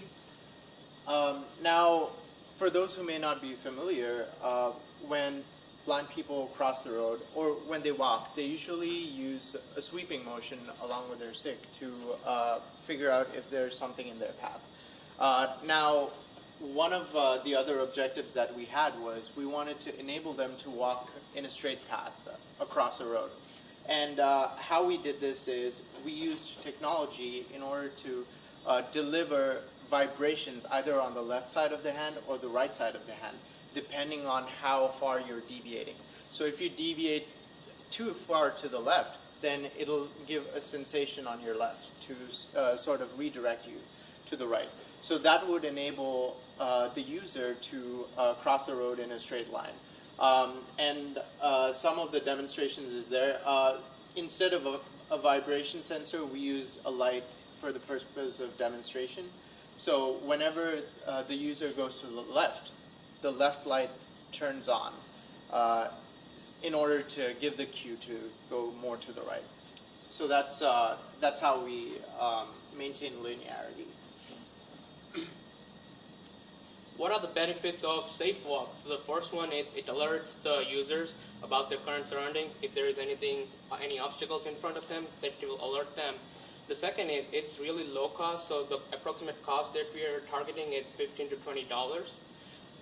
And the third one is there is no infrastructure needed for right now, so it will save millions of dollars for the city budgets. And the fourth one is it is weatherproof, so it can be used in hot, cold, or even snow, and even in rain. So, and it is also really lightweight. It is only 2 ounces, so that's equal to the weight of a golf ball. And we also don't stop there. Our future plans is to implement this whole technology in the current wearables like the Apple Watch or Fitbits, or we can even develop a whole new smartwatch just for the blind community. And the second thing, it's going to be like we can develop other really good sensors to even feel the obstacle. There are more than chest height, so that will also help with the path that they want to go in straight. And third one is like we can use the data from the smart cars in near future using the machine learning algorithms and stuff like that. That will help the blind community, and we can implement all the technology in the wearables. Our team at Safe Walks thanks you. We also want to take a second to thank all of our mentors who helped us in the last 48 hours. It's been quite the ride, but we're not done here, so we would like the continued support as we pursue this idea further, and now we'll take any questions. Thank you very much. Judges, you have 5 minutes for questions. Did you demo using your left hand? Or was it all right-handed? Well, we demoed, so the system works just the same way. Right now, the programming is built just for right hand, but I mean, if you were left-handed as well, the proximity sensor doesn't change, so it's still able to detect. You just have to recode that or flip it pretty much. Yeah. That's it. So, that's a Sure. good idea. I was wanting to see a little bit more on the future developments. Like right now, you're trying to make the person go in a straight line without any obstructions and things like that, right? But in terms of future, let's say when you talk about camera feeds and letting, for instance, blind know that now they can cross over, or maybe introducing something like navigation things. So that's ideas that was coming to me, but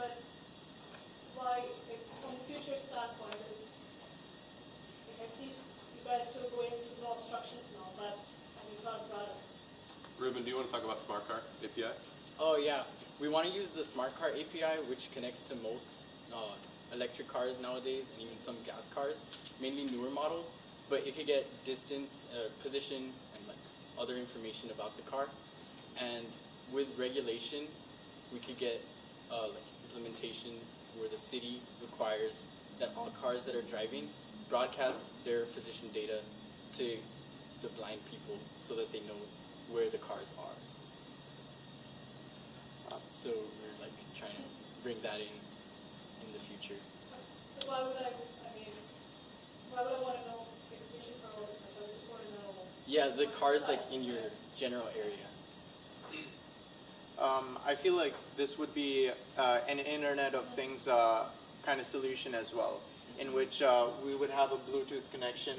We would basically integrate the devices that the user already has into these, and that would be a huge part of future planning, to integrate this into existing technology.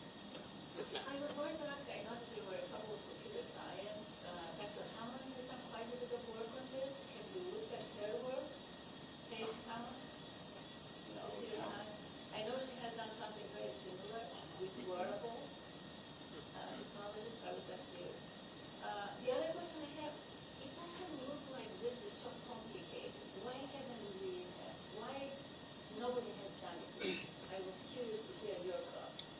I can take that one. That's a great question, and there are canes that exist out there, but they don't adapt to the user's cane, for one. Some of them are heavy and that people don't want to use them. Others draw attention to, hey, I'm a blind person and I have a lot of money, and it's just not the kind of profile that they want.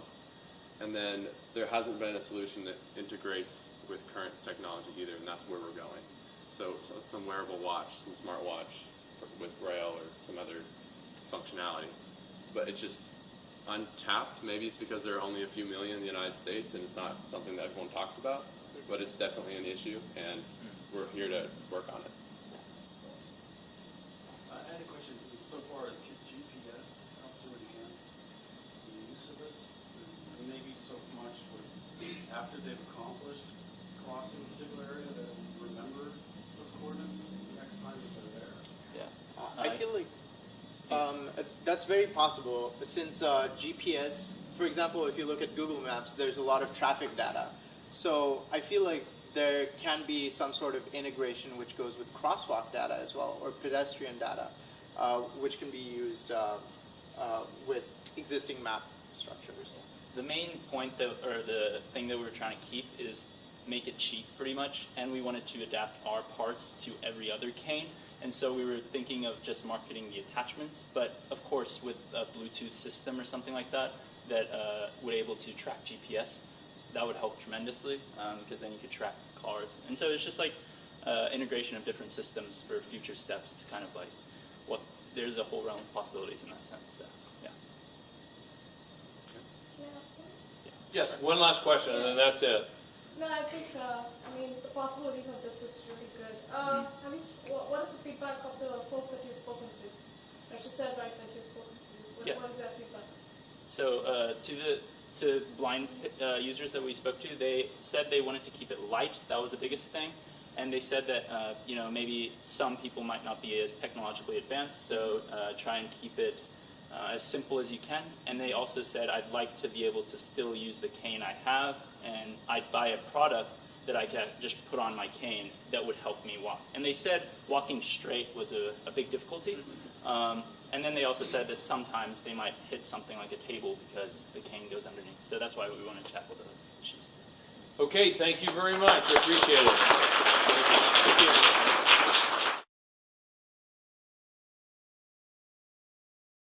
you. 10-minute break. Please be back here at 10 minutes until 5. And we will see if we can't get High Roller's video up and working. Thank you.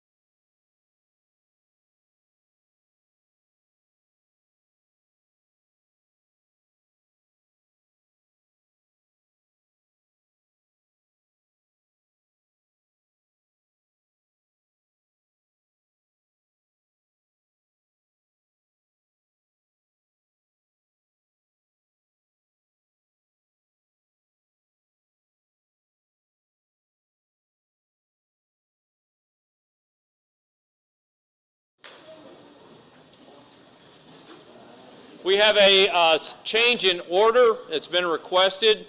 Ear for Hearing is going to go next. So if Ear for Hearing will come back forward, and let's get our presentations going. For Ear for Hearing, where are you? All right, come on.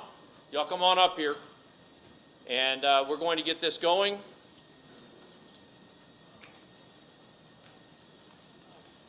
Here is the clicker.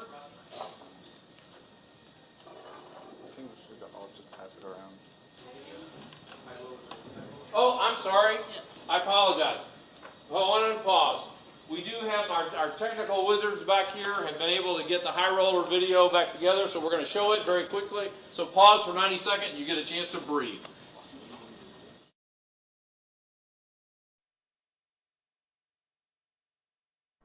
Climbing up stairs, stepping over curbs, or jumping over obstacles is something we all do day to day. Most of us never have to stop, scout out a ramp, and follow long, convoluted paths to our destination.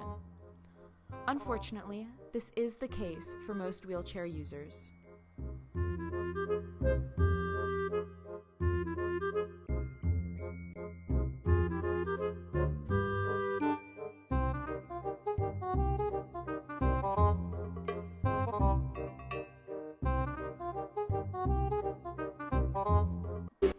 High Roller has a solution.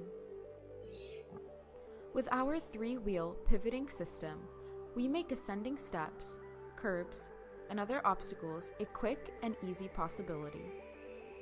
A motor attached to the bottom of the wheelchair will propel the back wheel forward, allowing the front contraption to pivot onto the next level.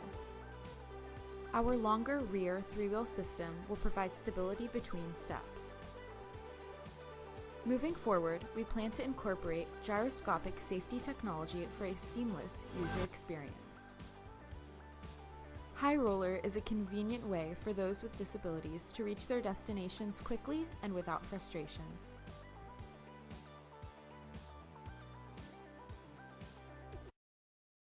Okay, that's the High Roller video, so thank you very much. And now, Ear for Hearing.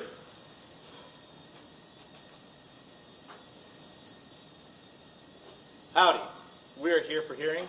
My name is Gabriel Sparks.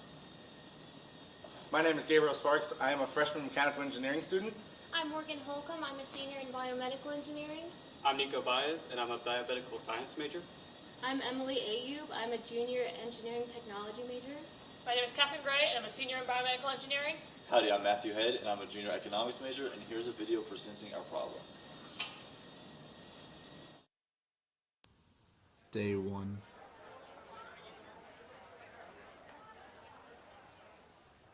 Day 7.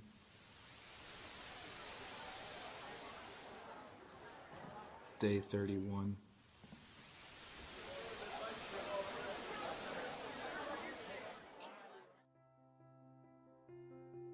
Getting hearing aids is a quick fix for this problem.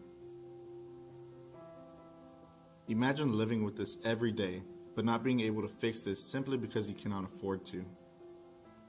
The ability to hear is more important than one comes to realize, as hearing loss is linked with a variety of other symptoms, such as depression, anxiety, and Alzheimer's. Hearing aids can fix these problems, but most businesses of today sell them at prices that are way too high for the desired consumer, and have done so for the past few decades. Luckily, this is where we come in. Our product is efficient, affordable, and user-friendly, providing the best hearing experience at an affordable cost. Here for Hearing is here for you. I would like to start off with a very simple question. What would you do with $6,000? I'll give you a second to kind of think. Exactly. Now imagine if all of those $6,000 had to go to one set of earbuds. That's the problem we're trying to solve, is that hearing aids are becoming way too expensive due to unnecessary features and basic economics.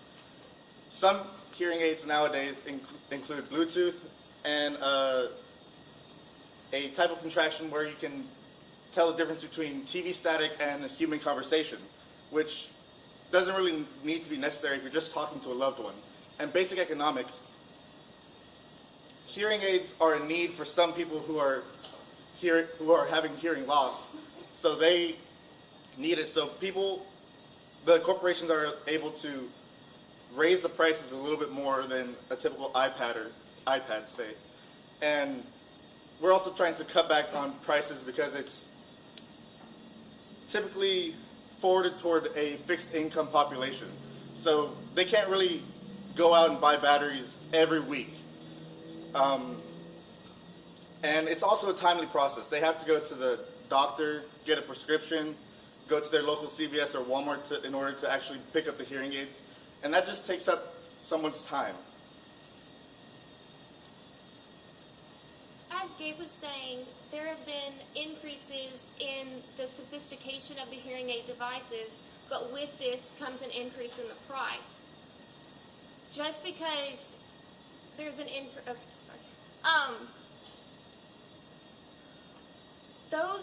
as a society, we crave human interaction, and if you can't understand what people are trying to tell you, how can we really connect with people?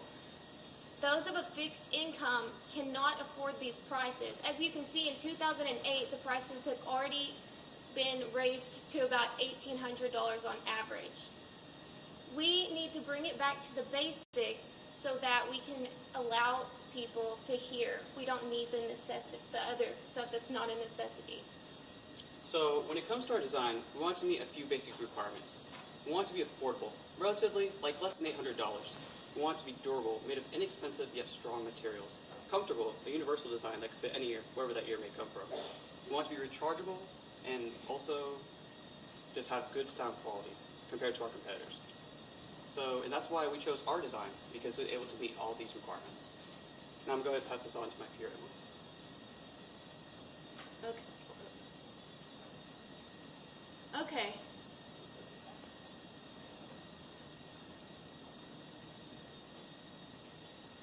To make this product accessible to those on a fixed income and the elderly, we decided to cut out the middleman.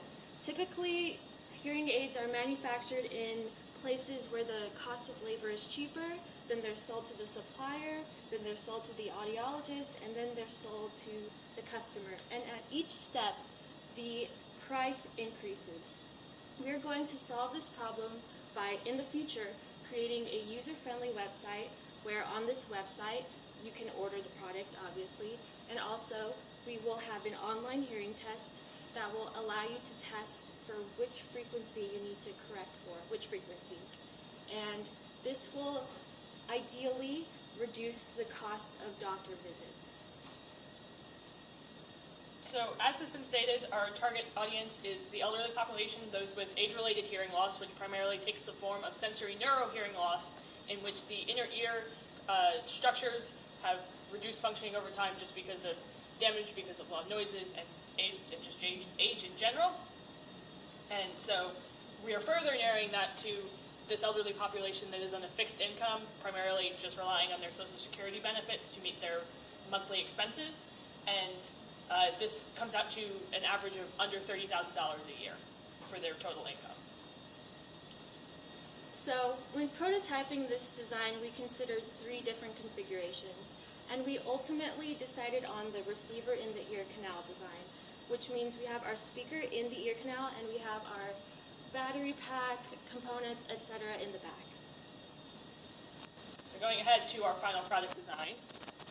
Here we have our speaker which goes in the ear canal. This would go behind the ear. And this is our microphone which attaches to the collar. So that's one of our major changes, is kind of bringing it back to some of the older versions of hearing aids, is we have separated the microphone out so that it reduces what we need to fit into the earpieces itself, and so it would clip to the collar of the person wearing it, and thus facing the direction of the person they're talking to. Okay. And what differentiates our product from hearing aids on the market is that on our piece that goes behind the ear, we have a dial which allows you to customize which frequencies you need to adjust for. And on our earpiece, we have small, medium, or large, depending on your ear canal size. And in addition, We also have this case which allows you to charge, and this is where you would place your battery pack when you're not wearing it, when you're asleep, and it would just charge overnight. So in conclusion, advertising is a key part of our process, and there are three main types of advertisements that we would use to target our consumers. And the first one, and a commonly underutilized aspect of advertising, is just mail. Our consumers in particular like to read mail and find mail to be really direct and get to the point. The second one would be television, which is just normal television ads. And the third common advertising method we would use would be just using Facebook ads, because our target demographic typically is on Facebook a lot more often than I guess my age would be. And also in these ads we would target them personally, so we make a connection with the consumer. The consumers that we're targeting typically are in older fixed incomes. So with that being said, they grew up in a time period that they knew the producer, the seller, or whatever, so they had more of a trust factor, and we simply just are going to try to recreate the sort of trust that we have, or the consumer and the seller would have. And thank you, and are there any questions? Thank you for hearing. Judges, you have 5 minutes. So this is the first time I heard the previous presentation, but now I understand what you're focusing. You're focusing on both things, basically reduce the cost of. I have a couple of questions. One is, people who are in the less than $30,000, do they have access to government funds to buy these expensive? No, they do not. Hearing aids are not covered, or even rarely covered by private insurance, let alone Medicare. The next one has to do with when you pay the cost of like $1,800 for the earpiece. How do you create it? Obviously, it's not the material, but is it the character? Is it all the tuning that it has to happen in a room that is noise-free?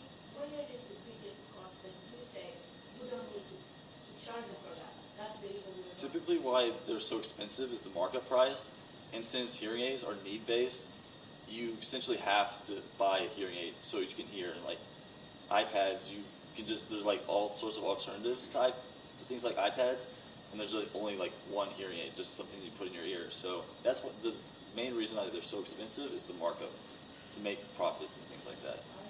Well, there were several biomedical engineers and bioscientists, right? You guys are the right people to do this.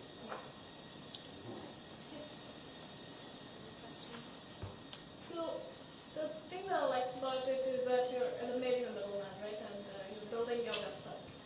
And there's markup because of all these audiologists and everything that's happening. Now, in your website, right? What are you running in the sense you said that you have the online hearing test? What about something to see whether the piece will fit the ear? What are you envisioning for your website?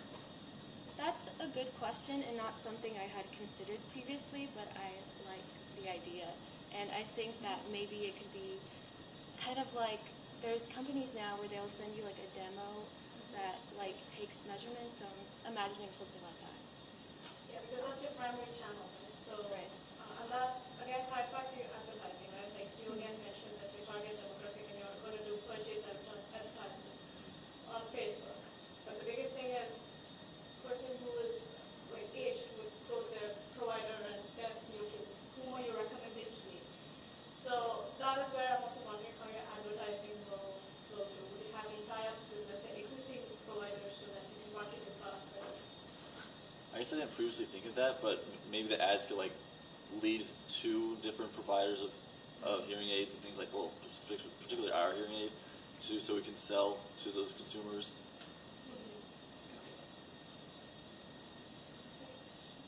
Of course, one of the things that challenges is not only to take the test online, because the test online is not going to be effective. One, two, you have no way of having somebody who can tune the piece and get feedback from the patient to say, I can hear or I cannot hear. Because that's what I have seen that I could do with my part.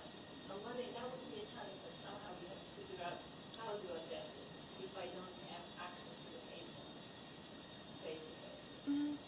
Something that we kind of wanted to go in with was the idea that it was more of a disruptive technology, not like this is medical advice, like they're not doctors. Okay, thank y'all very much. And the next team is Simple Way.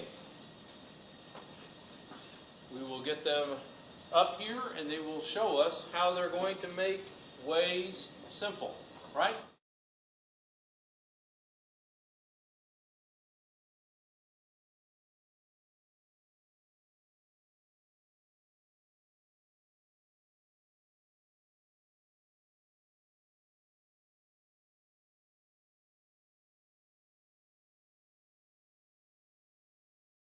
Some mentors who have come from inside the organizations, inside Texas A&M University, are doing research on this and working with these communities. And we've had people come from educational technologies as well. And so we've had tremendous support throughout this entire weekend. So the teams have had a wealth of knowledge of being able to pull things together. So it's really been exciting to see how they've been able to take this information and the research and really turn it into some additional activities and solutions. All right, Simple Ways, we are ready for you.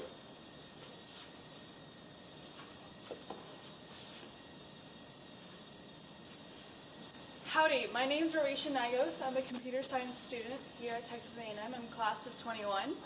Howdy, I'm Jessica Zimba. I'm a mechanical engineering student, class of 21. Howdy, my name is Shalab Babatunde. I'm a mechatronics engineer, class of 21. Hi, I'm Fazza. I'm a chemical engineering major, class of 2022. Howdy, I'm Raj. I'm an industrial engineering major, class of 2022. Imagine you were in a building and you're lost and you have no familiarity with this place. Just think about it for a second. It's daunting, isn't it? Well, think about a person who is handicapped in this situation. That's a problem we're trying to solve with Simple Way. Here's a little video of a snippet of what we're trying to do.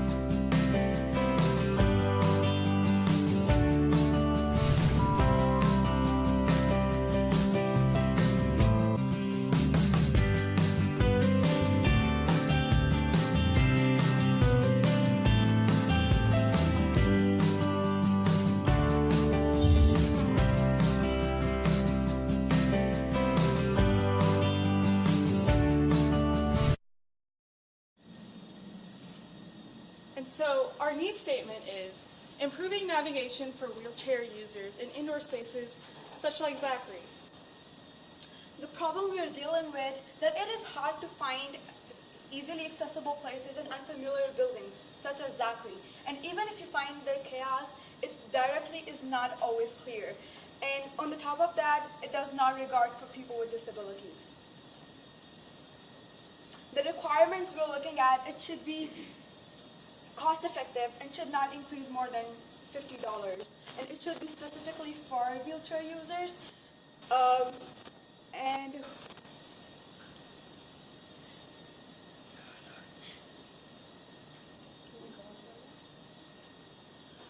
in addition to that, we also have to make sure that we can keep high data security. Because in order for a product like this to work, we have to make sure that it can continuously run and improve, as well as using some basic data research. No. Now, in order to approach those 5 requirements, we decided we would focus on our potential solutions. Now, the 3 main approaches we took were trying to find ways that we could interact with people without traditionally obscuring their hands or their eyesight. So our first solution was to develop something using haptic technology by using vibrations to send them signals of a user on what directions they need to go to and which ways they need to be able to direct themselves. The way we would be able to do this would be ideally creating one hardware app that you could attach to a user so that they would automatically be able to figure out how to go anywhere inside a given building. The only issue with this was it seemed to be an isolated system that wasn't necessarily just for our targeted wheelchair audience. So we moved on to try and give them directed directions. The idea of using directed directions was we were going to give them an earphone that would be able to give them directions like a Google Map simulator, but have it be specific for each building they want to go in. The issue with this one was we weren't able to guarantee that every business building would be able to give me custom directions for accessibility for people in wheelchairs, because oftentimes buildings don't already have consideration for people who have disabilities when they're moving throughout their department. They normally just try to get up to minimal codes and leave it at that, and spending extra money to buy an extra system to translate and make the software is not ideal. And the third one was to use programs like Wayfinders, such as the ones that are around Zachary, and can be found regularly in places like Walmart. We could ideally use a program that could interact with that data in order to give them directions custom to how many people are in what places of a building. Our final design was to combine the first idea and the third idea, to create a piece of hardware that would be able to work with an app in order to give someone directions that forces by having continuous communication. Ideally, the app will give the user directions of how to get somewhere like Google Maps, but instead of them having to necessarily bring up their phone in order to use it, they would be able to simply pin a series of small vibrators that can go on their clothes in order to use them. These vibrators will react to the code with basic logic that says if someone should go left, the left shoulder will vibrate. If they should go right, the right shoulder will vibrate. And as research has proven for us, we know that if you it's almost like touching someone on the left shoulder or the right shoulder, and it causes them to intuitively turn left or right. By doing this and working with a software product that allows you to already know basic information about the building, we can get you to navigate anywhere in a building without having any prior knowledge of it. So as for the app, the user first clicks on the app and then takes you to the home page where you can launch the app with your name. It'll instantly know what building you're in. So for example, here in Zachary, and when you say find a room, it will get you to that third picture right there, and it would give you some suggestions. Also, if you wanted to find people, it can have things like find professors, find teaching assistants, and of the likes. And then lastly, if you wanted to find highly condensed areas in that first picture, you would have 18 people here, one person there. And in the last two, that's basically how they navigate you to and from where you want to go. All right, so how do we get at competitors if this is a new technology and is still currently under research? We thought to look at the different features of our design and see who's currently doing that and how we could improve on that.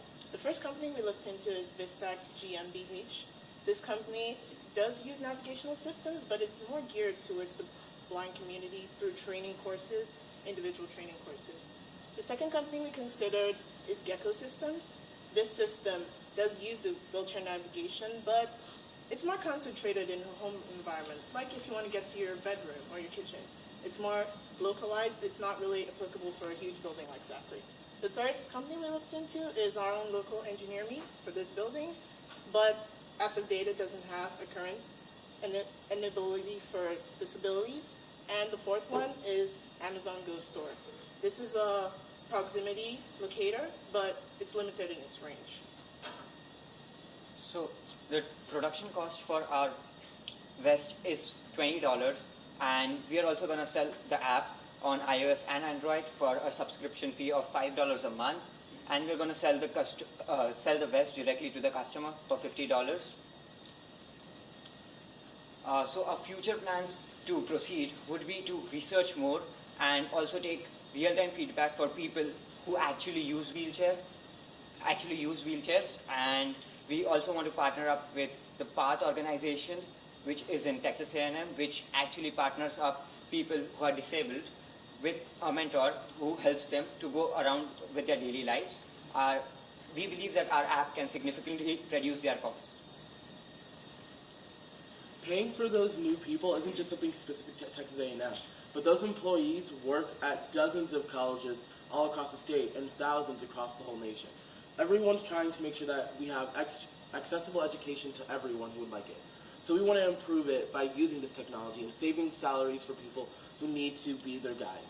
In addition, in the future, we plan on using AWS credits in order to make a basic machine learning algorithm for when they enter a place that happens to have wayfinders, so that we can navigate them to places with less people populated. In addition to that, we also would like to make a wheelchair safety cushion, something more comfortable than just the vest. Something that you could just leave on the chair and not have to worry about it, aside from when you're going out your day. And with that said, these are our references, and now we will take any questions you might have.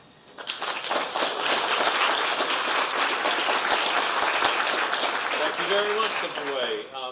Now, judges for questions.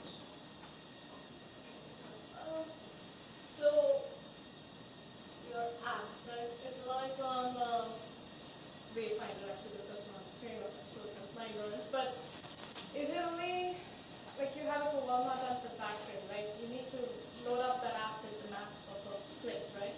So how would you scale that in the future? Like, how would you find maps going into the future for buildings to be around us? I understand what you mean.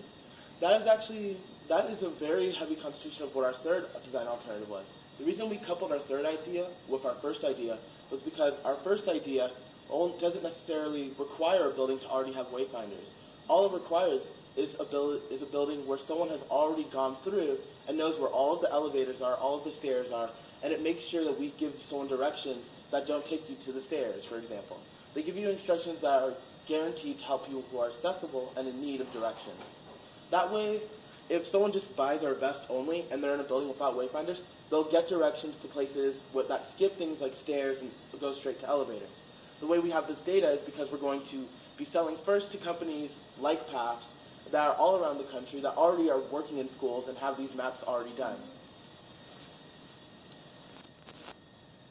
So I don't know exactly how engineer work, but I'm assuming I can go into my car and I can say I want to find Martha's office, and it says 451, legal road. I was trying to understand how that information would be used by your device, which would be some kind of an app. So this particular person is in a wheelchair, he says, I would like to go for 451, and then has the best. And basically the best does the Google Maps, it says go left, go right. Is that what am I understanding? And the reason you're doing it with the best versus with the visual is because it's easier? Or what is the reason if the person is only found in a wheelchair but can see or can hear?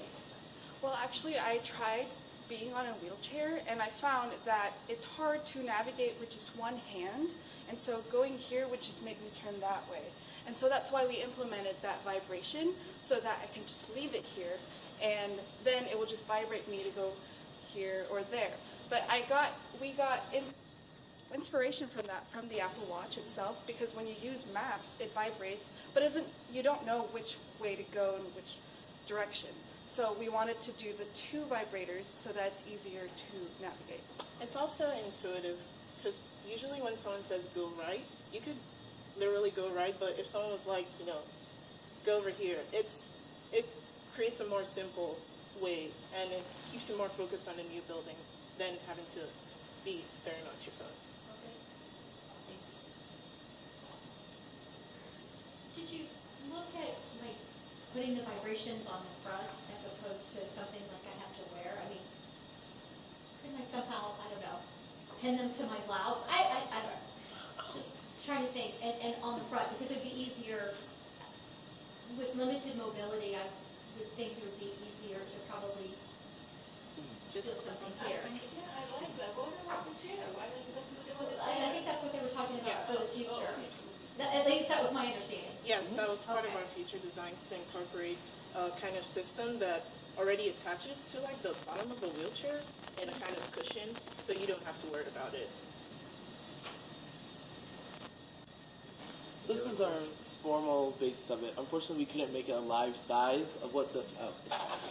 Unfortunately, we could not make it a live size, but ideally you just put this on the back of your chair, and it would have the motors vibrate on both sides to tell you if you should go left or right. Okay, thank you very much, judges. All right. Our next team is Stable Grip. All the teams, I want to make sure that you are able to take your prototypes, and please leave your prototypes back on the back cabinet back here, back table. We will take them upstairs into the engineering incubator and have them available to you. The reason that we want the prototypes is because sometimes it's difficult when y'all take them home for other team members to be able to have access to them. And also it gives me something to show off that y'all have accomplished. So I want all your prototypes just back on the table, and we'll take care of them, and that way you know exactly where they are. All right. We have just a couple of minutes for our judges to continue finishing here, and then we will move on to Safe Grip. And I believe that this team is going to show us how, when we get old, we're able to not have to worry about stabilizing our hand. So we're gonna find out more about what's going on. And I take this one a little bit personally.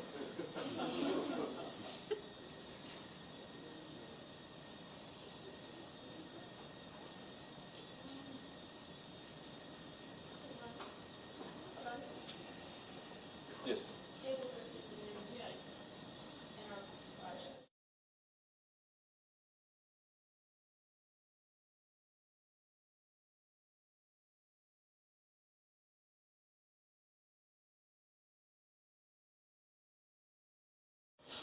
All right, howdy. Like he said, we are Stable Grip. My name is Devin Tilley. I'm a psychology major in the class of 2020. Howdy, my name is Manuel Carrera. I'm an aerospace engineering major, class of 2022. Hi, my name is Jonathan Westerfield. I'm a class of 2019 computer engineering major. My name is Melissa Glass. I'm a biomedical engineering major, class of 2019. It looks like the video did not make it. We should have a video on the third slide. There it is. There it is. Most of us take a walk in the park, doing household chores, and even brushing our teeth for granted. For millions of people that are living with neurodegenerative diseases, these simple daily activities can be beyond their reach. Normal body movements are very difficult. People can present with a tremor or rigidity, loss of movement. Everyday things people take for granted we can't do. I don't think of the future. I live for day by day. Neurodegenerative diseases do not discriminate. As you get older, your chances of developing a degenerative disease increase threefold. It could affect your parents, your siblings, or even you. I kind of forget I've got Parkinson's. Whenever I'm doing anything that I kind of love. Many people stop doing the things they love due to the progressive nature of these diseases. At Stable Grip, we're working to give millions of people control of their lives again, so people like Alan can continue doing the things they love. Alan and others with neurodegenerative diseases regain their independence, improve their quality of life, and reclaim control of their daily lives once again using Stable Grip. You can recover the motor capabilities required to perform simple, everyday tasks that were too difficult before. Doing things, but I don't need to stop. There's all sorts of things I can do that is hope. But I'm still me. Yes, you are, Daddy. I love you.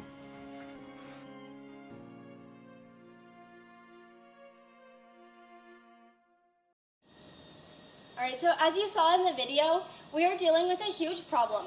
As people get neurodegenerative diseases, their motor skills progressively get worse with the disease, making it extremely difficult for them to do daily activities that they need to do, such as using a spoon or a fork to eat, to take care of their hygiene needs like brushing their teeth, and a variety of other daily activities. So our target audience is going to be people living with neurodegenerative diseases. And currently we have an average of 7.5 million people living with just the top 4. And so the average for these 4 ranges an age group of 30 to 70 years old. However, there are other diseases that can impact a person's entire lifespan. So looking at what devices are currently available for people with these conditions, there are very few options. And one of the few, oh, I'm so sorry. We're good. So to take a look at how these diseases are actually going to impact people, there's a wide variety of ways that they can affect people, and each disease is going to have unique challenges associated with it. But something that we found to be common across all of them, or most of them, is going to be those motor challenges. So people's motor skills, their ability to manipulate small objects or have dexterity in their fingers is going to decrease, making it very hard for them to do those daily activities like I mentioned before. So taking care of themselves, feeding themselves, brushing their teeth, washing their hair, all of these activities will be impacted. Okay, now let's look at devices that are currently on the market to help patients with neurodegenerative diseases live out their everyday lives. There's very few options available. One of the very few is the Smart Spoon. This is designed specifically for patients with Parkinson's to help them control their movement as they eat. But as you can see, it's $195 for just a spoon. So it's not very affordable, and if you wanted to have a fork, you'd have to pay more money for it. So that's where we have designed Stable Grip as means to solve our problem statement that we mentioned before. What this looks like is a device that will stabilize the grip of a patient as they experience tremors or are just unable to support their hand. And we also have a universal grip. So as you can see in our one prototype, there are airbags in place that enable you to use a spoon or a toothbrush or a hairbrush, or any device can be adapted with our product. And then this is the second prototype, and as you can see, this would be the grip, and then the toothbrush would be stabilized even as I tremor. So looking a little bit more into the design and why this is so innovative and how you can use so many products, our design requirements were simply improving the life for these patients and giving them the ability to perform these everyday tasks once again. Second, we wanted it to be easy to use, so we didn't want to require dexterity of your fingers, simply the grip and gross motor movement of moving your arm. And then third, we wanted it to be affordable, so we want to keep it under that $200 range that the competitors are at. And then we can implement with 4 of the most common everyday personal care products. And then finally, we can reduce the variability of motion by over 70%. And some of our design iterations that we went through included starting with a gripper that would grab onto these small objects. We also tried a mechanical claw that would grab onto the toothbrush or the hairbrush. And then we also attempted using a gimbal to help stabilize the motion. And now Jonathan will describe our final design. So we actually went with a combination of 3 different solutions. One being an ergonomic handle to make it easier to hold. The size of it actually makes it easier for someone who has a weaker grip to hold onto the object. Also, we have an airbag gripper. This allows you to insert multiple differently shaped, relatively different sized objects into this universal adapter. And also, finally, we have motion stabilization. So when you have this device, such as mascara or at least a spoon when you're trying to eat soup or something like that, it cancels out the tremors in your hand so that you can actually bleed it to your face without spilling everything. Or if you're applying mascara, you don't go out everywhere. This is just a demonstration of our design where we have a universal holder. As you can see, we are inserting a hairbrush, fork, and a mascara brush, just common household objects that you would find that most people need in their daily lives.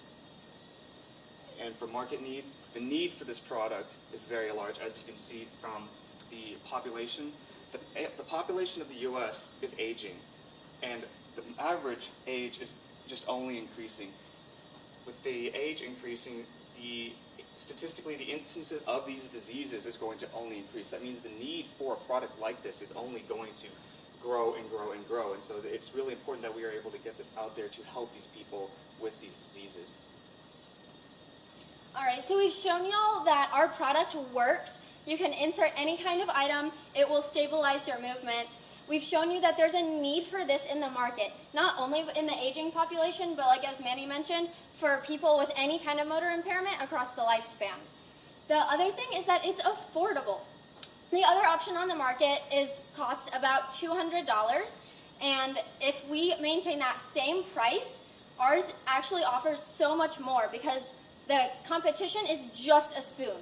So because you can add any kind of object that you already own to ours, it offers so much more diversity of use.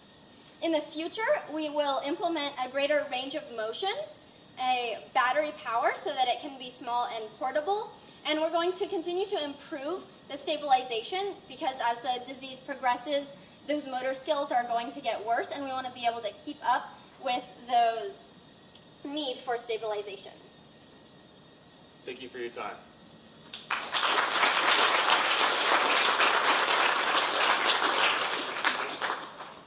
And judges, you have 5 minutes for questions. How does the stabilization, how are you handling stabilization right now? So currently, we're using something called a PID controller. This is the same technology that's used in drones to keep them stable in midair without, falling out of the sky. What we did is we took that technology of stabilization and put it into this, so that way it can intuitively counteract any movement that is actually being applied to the object. I am assuming the PID, a long time ago, I did my graduate degree in controls. Yes. So you're in trouble now. I'm just kidding. What I wanted to ask, the PID, I'm assuming it has a reference in mind where they would like to keep the object. Yes. And then it uses the current position to say, okay, go this, go that. Yes. So what is your reference when the person's actually putting back and forth and around? What would be your reference that you would like to keep this object? Yes, absolutely.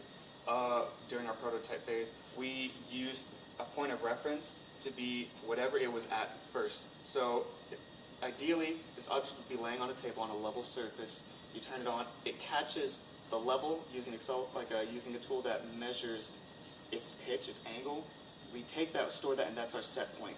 You can pull it up and it'll try to always get back to that set point. So if it's level, it will be able to adjust for that. In the future, we can also add an extra feature to change where you want it to really go. Let's say you want it at an angle, you can change it for there, and then it'll try to get back to that set point. Yes. It was an excellent video, and I think you hit on a problem that's personal to many some person have parents suffering from.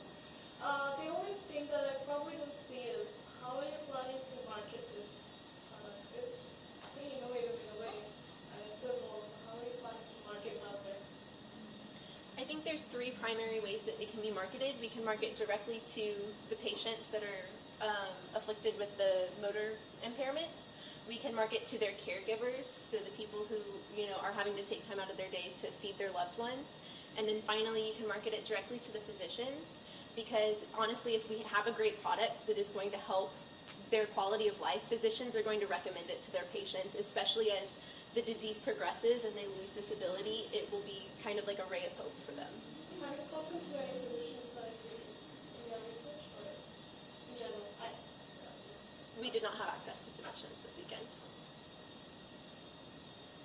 So if I have troubles gripping, how am I going to get the thing, the toothbrush, the whatever in? Yes, one of the designs for the airbags is that it inflates after the device gets inserted, so you don't need that much pressure to actually go in. All you need to do is just put the tool in, and then from there it'll kind of hold it in place for you. Yes, and since it's a relatively large handle, it shouldn't be too difficult to get it in there after just a little bit of effort. Now, I'm not worried about necessarily the device. I'm worried about, again, back to like the toothbrush and having to grip the toothbrush to get it in. I think, like Manny said, because when you're inserting it, the airbags are deflated, you're going to have a larger diameter to aim at to get it in. How difficult was it for a psychology major to work with these? They're not bad. I like them. Great group. I didn't ask you if you liked them. I asked you. No, I've really appreciated their support. This is definitely new for me. All right, well, thank you very much. Table grip. The next team is Team Abre, and they're going to be able to explain both their name and provide an interesting solution to a problem that is facing not only people with disabilities, but also people in everyday life. And they are on their way.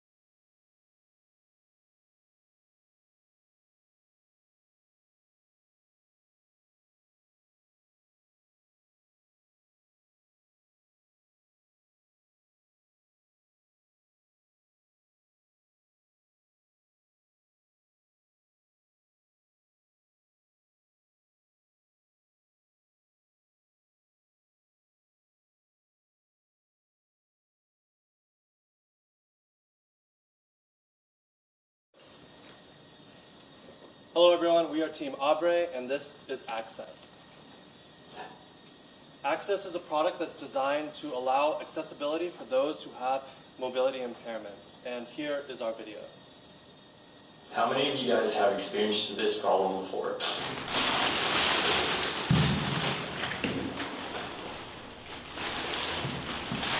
Well, what if you couldn't use your arms at all?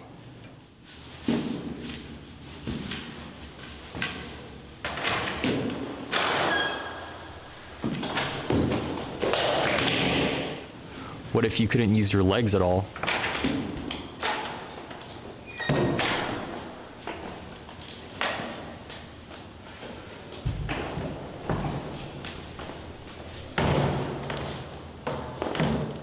It turns out this is a very common problem. About 19% of America have or had a disability impairing mobility. We at Abre have a solution. For those who struggle to use their arms and legs, we provide complete hands-free access.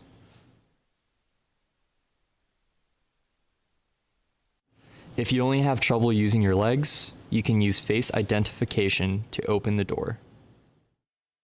If you only have trouble using your arms, you have the ability to use voice activation or your smartwatch to open your door. We provide access.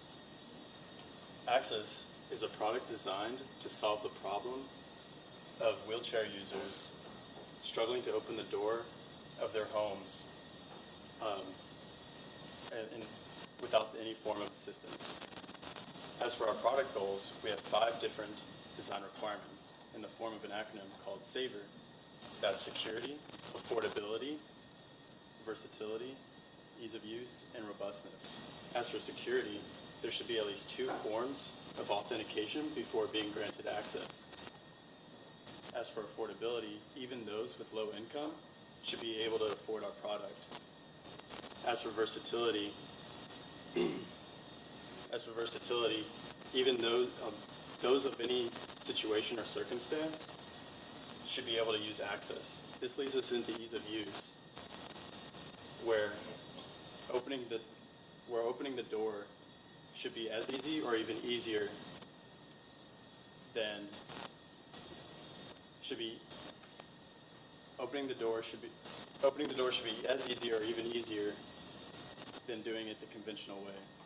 And finally, robustness. The product should be able to last up to 48 hours in the event of a power outage on a battery source. And so Matt will take over and discuss the solutions. So our product offers an overall solution to this accessibility problem by offering innovation through integration. We integrate 3 existing technologies: an automatic door opener, an electronic lock, and the authentication methods to access the door. By integrating to these, we allow our customers to easily, safely, and securely enter their own homes. For individuals that want a completely hands-free ability to access their homes, we have a wearable fob, which allows us to approach the door. It'll detect when you're near it and open up. For those which want to be able to activate the door by a voice command, it'll detect when you're near the door by a cell phone. That'll allow you to use a voice command authenticating you via voice and open up. Now I'm handing it to Kevin.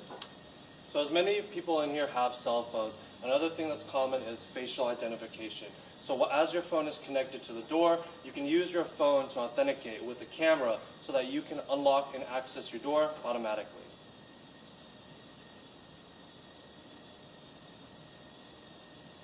Another really common thing is smartwatches. We've decided to extend this further by extending out the application to a smartwatch. So with as easy as a touch of a button, your phone as well as your watch will authenticate you to open and access your door. So why now, basically? We've integrated our platform on top of existing technologies. We have voice activation, facial recognition technology, as well as a portable hands-free device. Each one of these technologies exists by themselves naturally, but our platform will integrate these together as well as in a nice, convenient service as a platform that will give you the security as well as the accessibility for those who need it. And now Brian will talk about the market size. So during our market research, we decided to incorporate three total charts or graphs here. The first graph you see here is biometrics market value for the entire world. And as you can see here, we decided to isolate down the market that's particular to the certain biometric technology that we use with our product, which means that for 2019 itself, I think you're seeing about, a total of 6.3 billion total of market size for our specific product. Moving on to potential revenues here, we're looking at, on the left, revenues for the mobile biometrics market for the world again, from 2016 to 2022. And with this data specifically, we found that because this wasn't separated for us, it was a difficult thing to interpret. So what we did in order to interpret this data as best as we could was apply that metric of our product segment again of biometrics and applying that third ratio to the total revenue for mobile biometrics here. So for 2019, instead of using 25 or 26 billion in total, just divide that by 3 and we have around approximately 8.7 billion of potential market revenue. However, our product itself is not only involved in mobile biometrics, we also think we're also involved in smart home security. So right here on the right side of the graph or right side of the slide, you see that for 2019, that's approximately 13.5 billion that we could potentially make. So looking at our competitors here, we decided to divide this into both the public market as well as the private market. So in the public market, we have competitors such as ADT, Verizon, AT&T, and Control4. In the private market, we have competitors such as ADI, or Automatic Doors, ADG, as well as Universal Design Specialists. And what we have found is that a lot of our competitors are focused on one specific thing. So whether that's security itself, smart home integration, or smart home technologies, or specifically just focusing on door automation. And what we found is that they only are good at these certain topics or things. They aren't integrating all of these things into one sort of product itself. They could, for example, integrate smart home technology with security, but they don't have that door automation aspect. But in the private market, where maybe there might be a security and door automation aspect, they don't have enough security levels, I guess we could say, or even the range of security that we specifically offer, which is what we think helps differentiate ourselves from our competitors. So now moving on to the product lineup, we decided not to go with a tier package or a pricing list or different tiers of pricing, I guess you could say. We decided to just go for one price for everyone else. Regardless of any sort of disabilities there are, we wanted to say this is one price, you pay one specific price, and you're able to receive all the benefits of our product, whether it's voice activation, facial recognition, or even just the fob itself. Everyone gets access to this. So moving on to our business model here, we decided to come up with a very, very simplified income statement as well as a company valuation. So within the income statement itself, this is created based off of creating one product as well as selling that product itself. So what we decided to do was come up with, first of all, calculating how much it costed us to produce this one product. After determining our total costs, we then looked up into business databases such as Capital IQ in order to determine an industry gross margin, which was approximately 36%. Applying this to, after taking the 36%, we decided to back up into our revenue there, which is around $75, which is much less than our competitors, which is around $1,400. Moving into the company valuation, we decided to be very conservative and determined that if we only captured just 1% of this market revenue, we would gain approximately $135 million. Applying an enterprise value multiple, which is just enterprise value to sales, multiplying that, which is the industry standard of 2.5 times, our company is essentially valued at $337.5 million. So that is our presentation here. We appreciate all of you guys allowing us to give you a presentation over our project itself. We are now open to Q&A.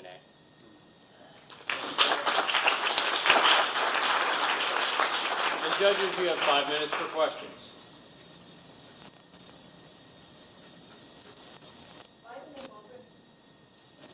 So abre basically means open in Spanish. So our goal was not only to provide a way to open doors as well as unlock, but we wanted to be able to open possibilities for those who have low income.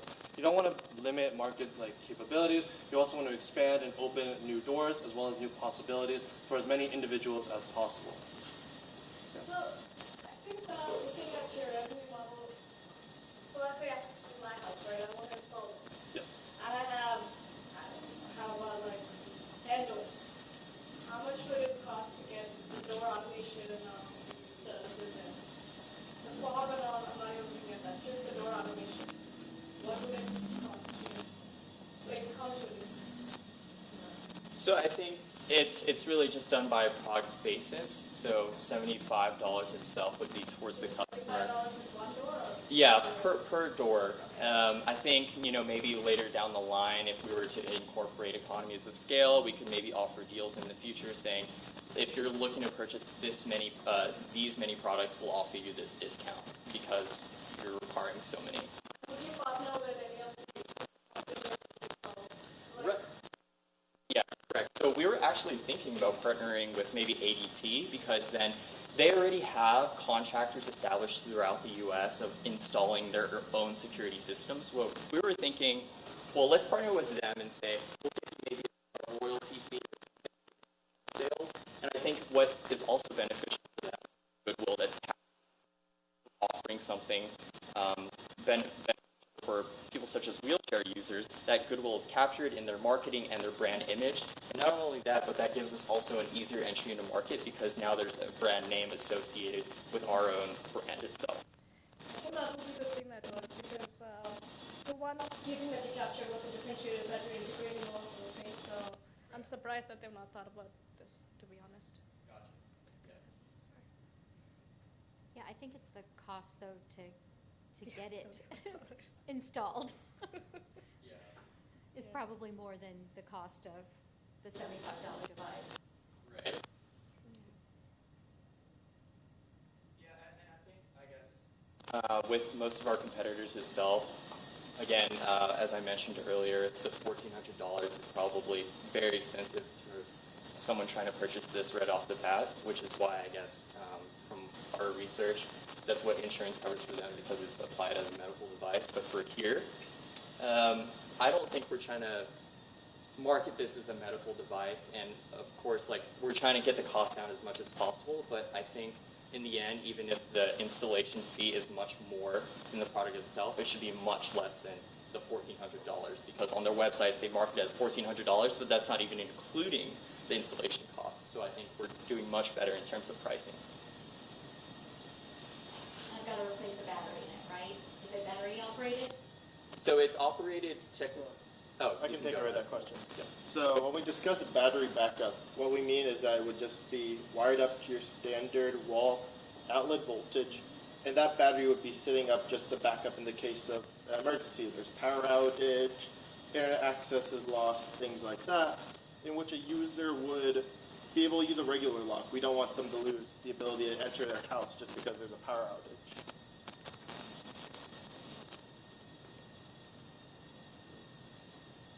Okay, thank you very much, judges. Abre, thank you very much. And the final team today is Naveezy. We have braved winter, we've braved summertime storms, we have braved all kinds of flooding, and now we're going to find out a little bit about Nav Easy. Of course, the nice thing is we've been in this brand new Zachary building and it doesn't leak. That's the greatest thing about it. You know, a brand new building that doesn't leak is always a very important thing. So we've enjoyed being able to be inside this time and really kind of huddled in and focused on our projects.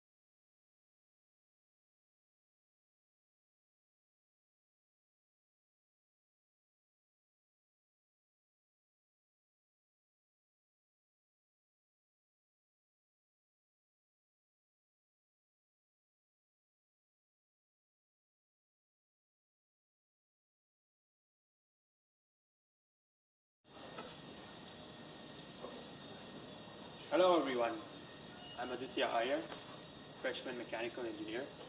I'm Martha, an ISIN major. I'm Yatharth, mechanical master student. I'm Samuel Zorzana. I'm a junior mechanical engineer. And we're Nav Easy, making indoor navigation easier. So our problem statement is wheelchair wayfinding. We're helping disabled people get directions indoors. So we'd like to show you a video. Professor with a disability and uses a stick to move around. He arrives at the engineering building at 9:50 a.m. and his class starts at 10 a.m.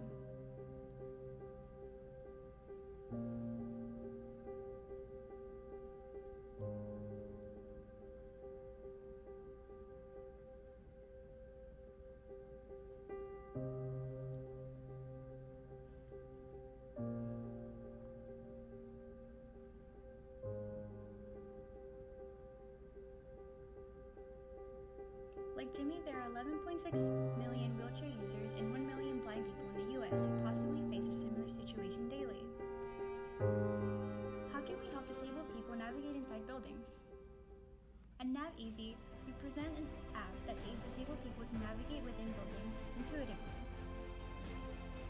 By using a natural language interface, which includes both voice and visual, Nav Easy can be used by deaf or blind people.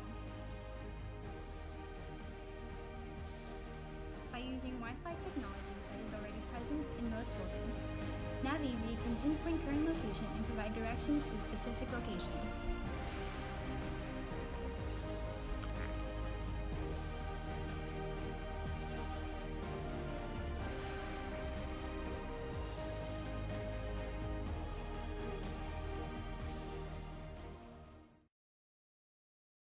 So the requirements that our design had to meet was it had to be intuitive, so it's simple to use. Should have an audible and visual interface, so you can communicate through voice or through the touch. It needed to be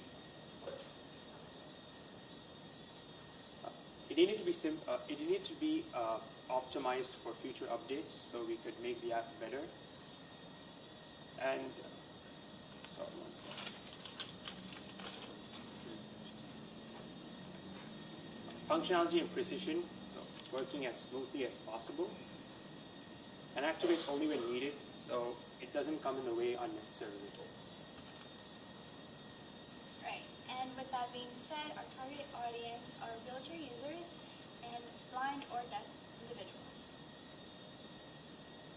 And the current navigation methods as of now is if someone is disabled, then they can get help from other people, they can get help from service dogs, or get help with radio frequency identification devices.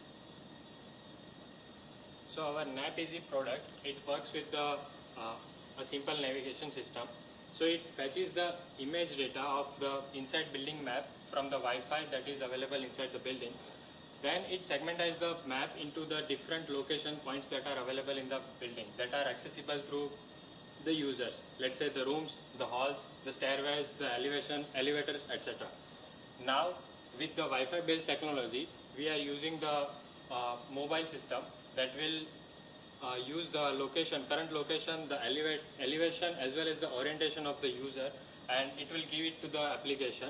Now we will ask the user to provide a destination point.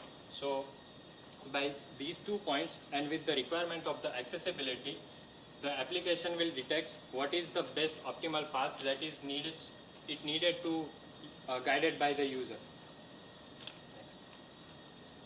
So trilateration indoors is a technology that can identify a user's location and orientation by measuring distances from routers. So it can tell which direction the user is facing and where exactly they are in the building. Simple Google Map APIs are available open source, so that using that we can develop an Android application that will give us the direction as well as the current location of the user using the GPS technology. But here we are using the Wi-Fi based method, so that will assist inside the buildings. Our wayfinding algorithm works in a simple way. We will use the current location that is fetched from the Wi-Fi as well as the final destination point that is given by the user, and we will ask for the requirements that is user requires for the accessibility, such as the elevators, not the stairs.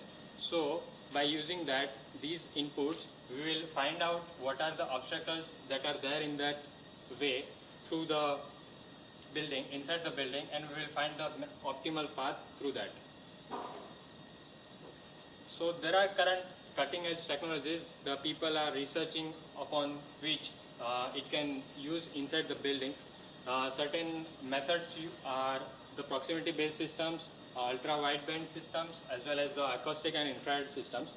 Apart from the Wi-Fi based systems, all these systems requires the variables to be adapted by the users, and as well as such things such as waypoints as well as different translators are required to be installed in the infrastructure also. That is going to be very costly, and that is why we have used the Wi-Fi based technology that is already available in the building, as well as the simple smartphone can be activated using that technology. Alright, some of the pros of our project includes the visual and audio interface. So basically what that does is that allows both people that are deaf and blind both people that are either blind or deaf to use our product, because you can actually speak to our product and you can actually use commands like you would with Siri. In addition to that, our product utilizes location tracking using the Wi-Fi method that he had mentioned just now. Additionally, our product has the capability of working with or without wearables, and also it's almost accessible in almost all buildings, because if the building has any Wi-Fi within it, our product can utilize that for tracking. And in addition to that, it's the cheapest solution of navigation for people with disabilities. And some of the future plans of our product, it includes the wearables with haptic feedback, as well as future updates that will utilize machine learning. So this is our team, Navasi. We are open to question and answers.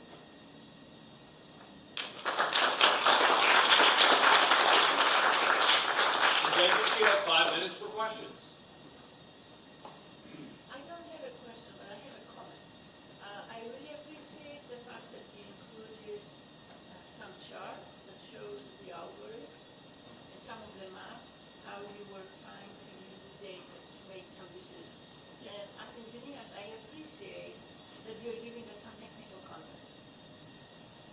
So that's not a question, it's a positive comment. Actually, we have the algorithms that is working.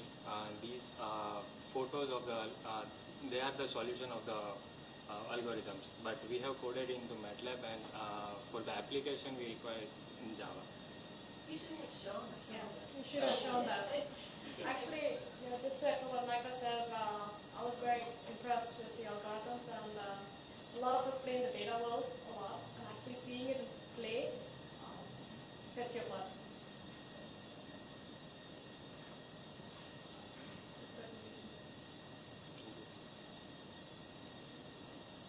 Any other questions? Well, it sounds like the team did a mic drop on it, so thanks very much. I appreciate it. Left it all on the table. Outstanding.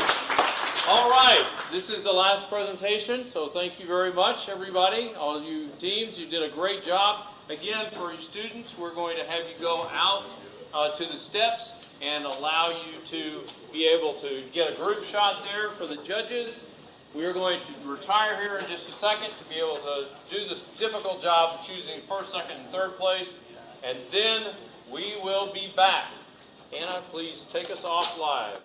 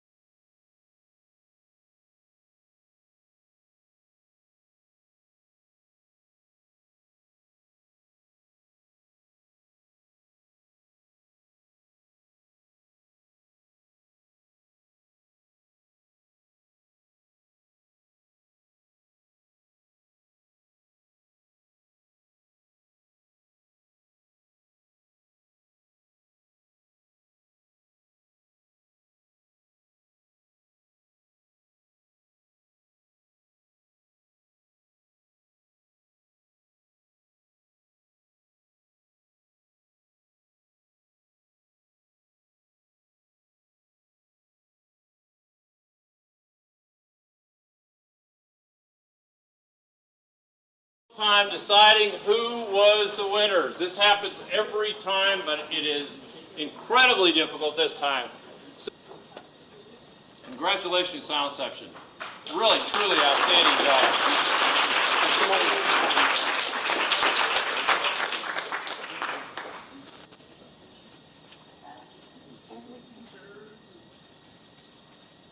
Okay, thanks.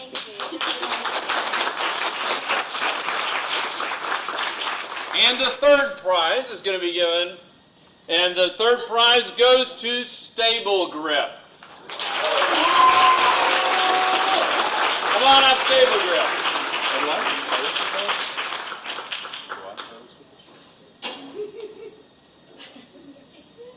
Here you are. You all get to hold it.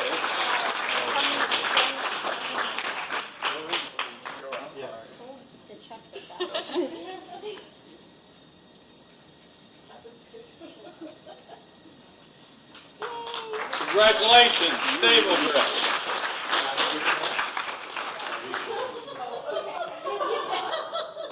And the second prize goes to Safe Walk.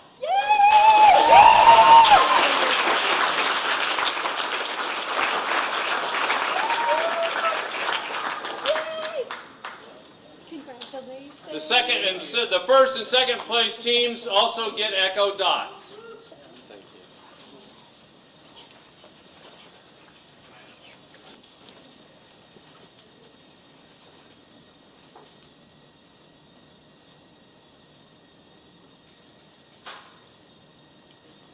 Congratulations, Safe Walk.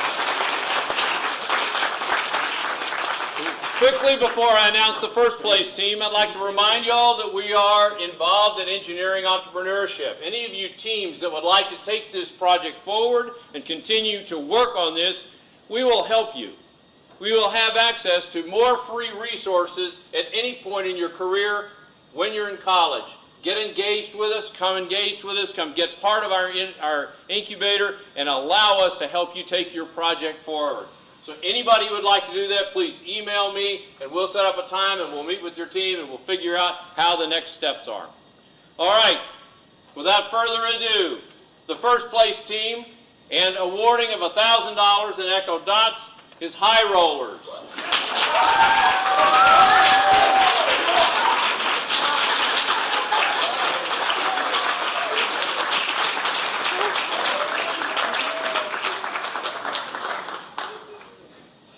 Good job, guys. That was amazing. Good job. Thank you very much. Good job. Thank you so much.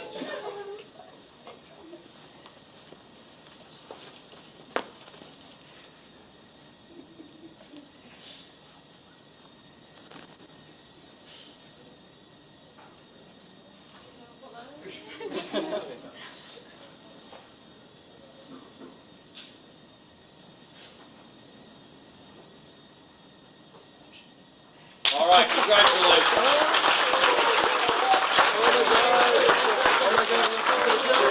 All right, thank you very much, everyone, being here. Again, prototypes in the back. Return everything that you have to the EDC. Thank you very much. It's been an incredible weekend. And for the first and second place teams, don't forget to pick up your dots. Y'all have a great weekend. See you at school tomorrow.